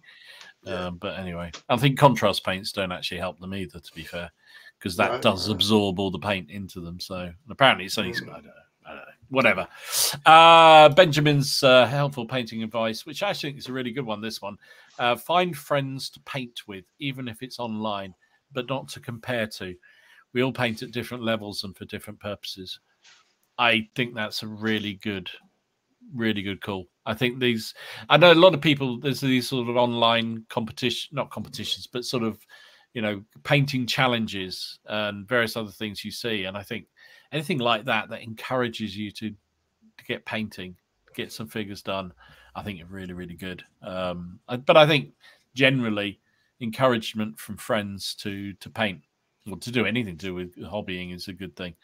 Yeah, we've all got different standards. I mean, I'll admit I'm only an average painter, maybe slightly above average, but no more than that. And we've got some fantastic painters. But I don't mind if people turn up and figures that they've made the effort, and they may not be brilliant, if you like, compared to some top painters, but they are at least painted. I used to see figures put on the table that were just undercoated, and I don't like personally. No, but I agree. I think if they make the effort, you should always encourage them, whatever they look like. And it's hard to do. It takes a lot of effort. And over the years, I have slightly improved, but I think you reach a point where you can't go any higher than that. And I reached that a few years ago now. Until you told me about contrast paints, don't I? Until we leapt forward again. Yeah, as Walkabout says, the 3 foot rule and the KISS method helps me to get my armies done. Lol. Yeah. What's the KISS method? I don't know. I thought something like no. Sounds very good. God give rock and roll to you. Like, what are we on about? What are we talking about here? I think we could get some very odd answers coming back on that one. Right, we're coming towards the end of the stream, so let us have a look at some of the viewers' pictures, shall we? So, reminder, we pick up some pictures from the Facebook page. If you're not a member of the Facebook page, please do go. There's a link down below. Go and join the community. Fabulous community. Went over the 1,000 a couple of weeks ago, which is really, really good. And everyone posts up their work, their games, everything else that they're working on. And I just love seeing the variety. Absolutely awesome stuff. So please come and join if you're not already there. And if you are a member, don't be afraid to stick some pictures up, because it's really good to see what everyone's been working on. And ask advice as well. We had a couple of people join in the last week who just came on and were just asking for advice on. I think one was on just some historical aspects and army structure, and then another one actually just with how to work. How to get photos up and how to share things. And so come on now. Everyone's generally happy in there, apart from Dom when you don't answer the questions. Keep it simple, stupid. I think that was a reference to me, but there you go. That's what it means. Right. Let's have a look at some of this stuff. So, starting with this one. Oh, that's the KISS. That's KISS. Yeah, that's what Kiss is. Yeah, sorry. I thought he was just insulting you. Probably. It was an insult because he didn't mention flags. So there you go. Andy was showing off his Turan 2 tank, which is one of the Hungarian beasties, isn't it? Very nice. That's very good cool. indeed. Very good. I love this one from Craig. This is a 45mm musketeer figure. 45? 45. Yeah. Wow. Which is that is bizarre awesome. size, isn't it? But that's amazing. Really, really good. Martin. It's been a slowdown on the cowboy games and cowboy pictures, but Martin was showing off this absolutely fabulous foreground bar. Yes. Really, really cool. Very good. Lovely. It's a lovely really building, nicely done. Yeah, it is. I have no idea what that is, Warren. It's is it abysmal something or others? I don't know. Something, but they're 15 mil, which I was amazed by. What? Yeah, apparently they're 15 mil. They are very cool. Kings of War abysmals. Apparently, there you go. I like the colours. I like the shading. That's very cool. Very, very clever, isn't it? John was showing off his Irish Rebels.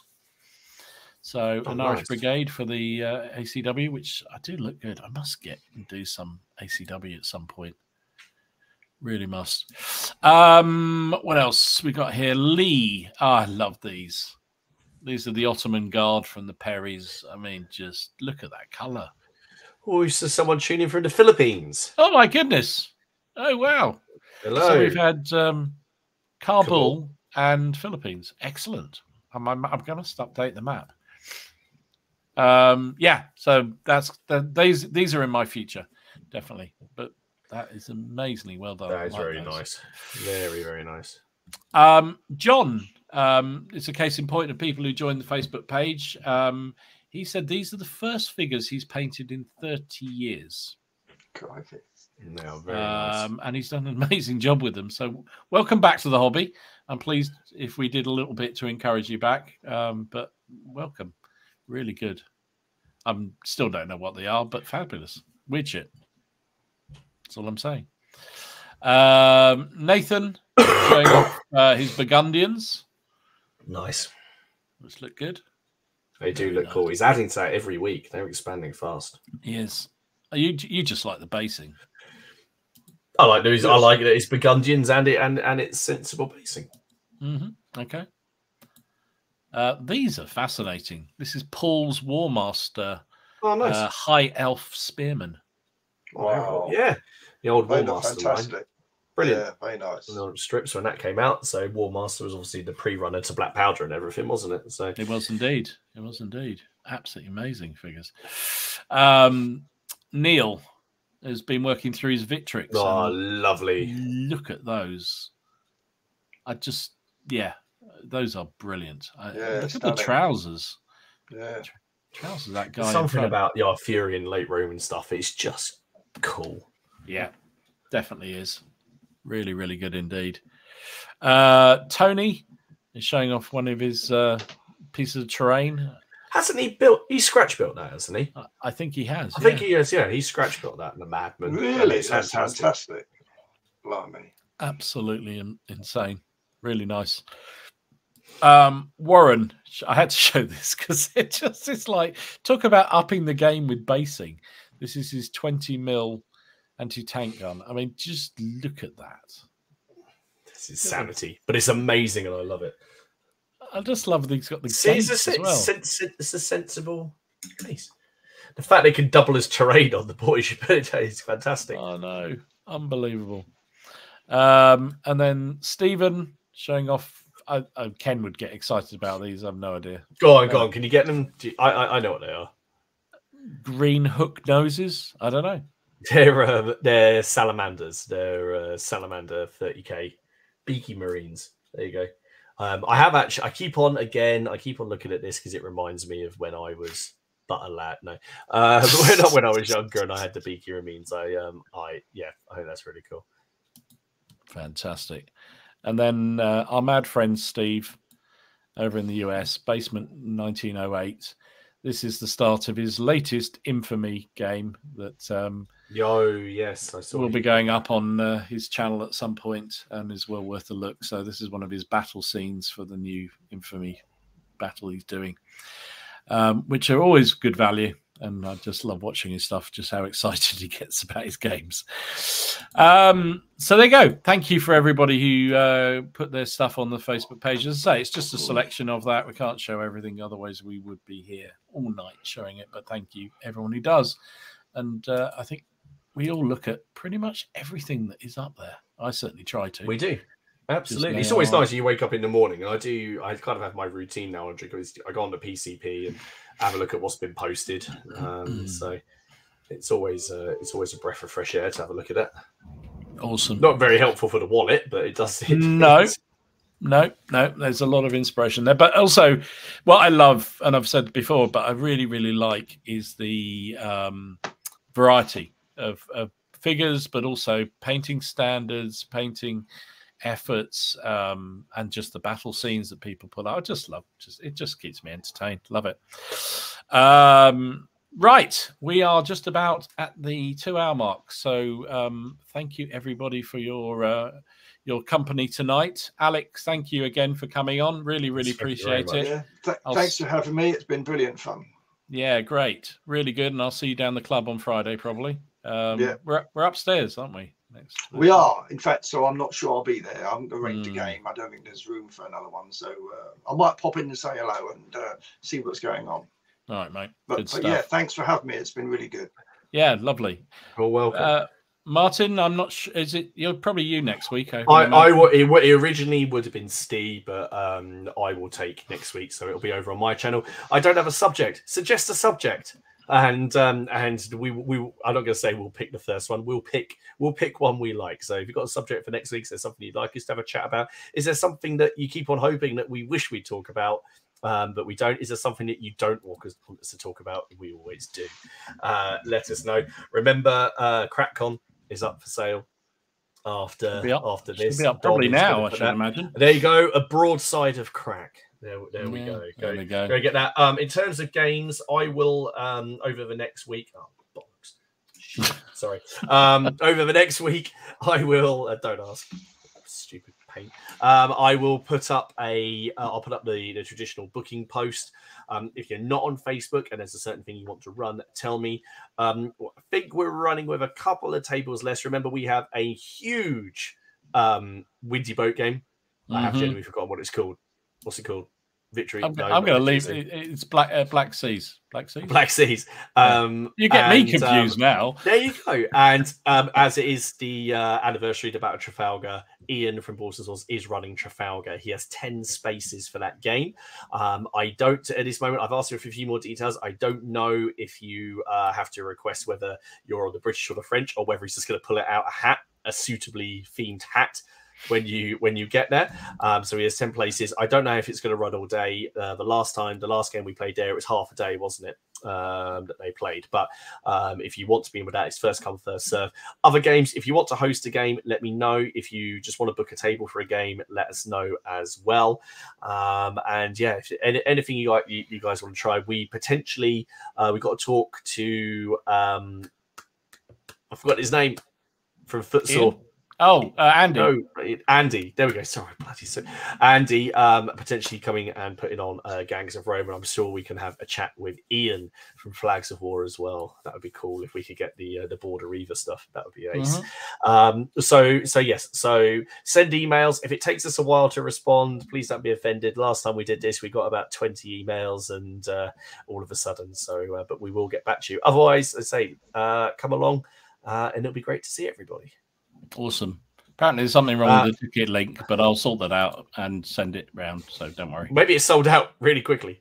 That would be a miracle, wouldn't it? But no, it's probably incompetence on my part. We will as well. If we would like to run another charity auction raffle. So if you do have stuff that you would like to donate to those projects that you can't get going, those pieces of terrain that are still serviceable that you don't want anymore, then let us know. You can bring them along on the day. and we will raise money for a charity of our choice, which we will give details of later. Just remember that if you want to donate something even new or unused or painted, not just Ken's crap cast-offs that I won last time. But no, anything gratefully received. Books as well. There was quite a lot of books last time, which was nice. That was always good. So anyway, I'll stop rabbiting. Bizarrely, it's telling me it's sold out with 0 tickets. I'll sort this out, folks. Don't worry. They will make sure that we haven't sold all the tickets in one go first. Well, it says 0 tickets sold, but sold out, which is something's going wrong with the website. So leave it with me. We'll sort it out. We'll put a post in the group when that's fixed. I thought that was all too simple. I pre-set it up and everything for the finish, and never mind. Anyway, enough of this. We'll sort that out. Don't worry. And thank you, everybody, for watching. We will see you next week. Thanks, Alec, for coming. Much appreciated. We'll see you again soon. Cheers, guys. Bye. Bye. Bye. Bye.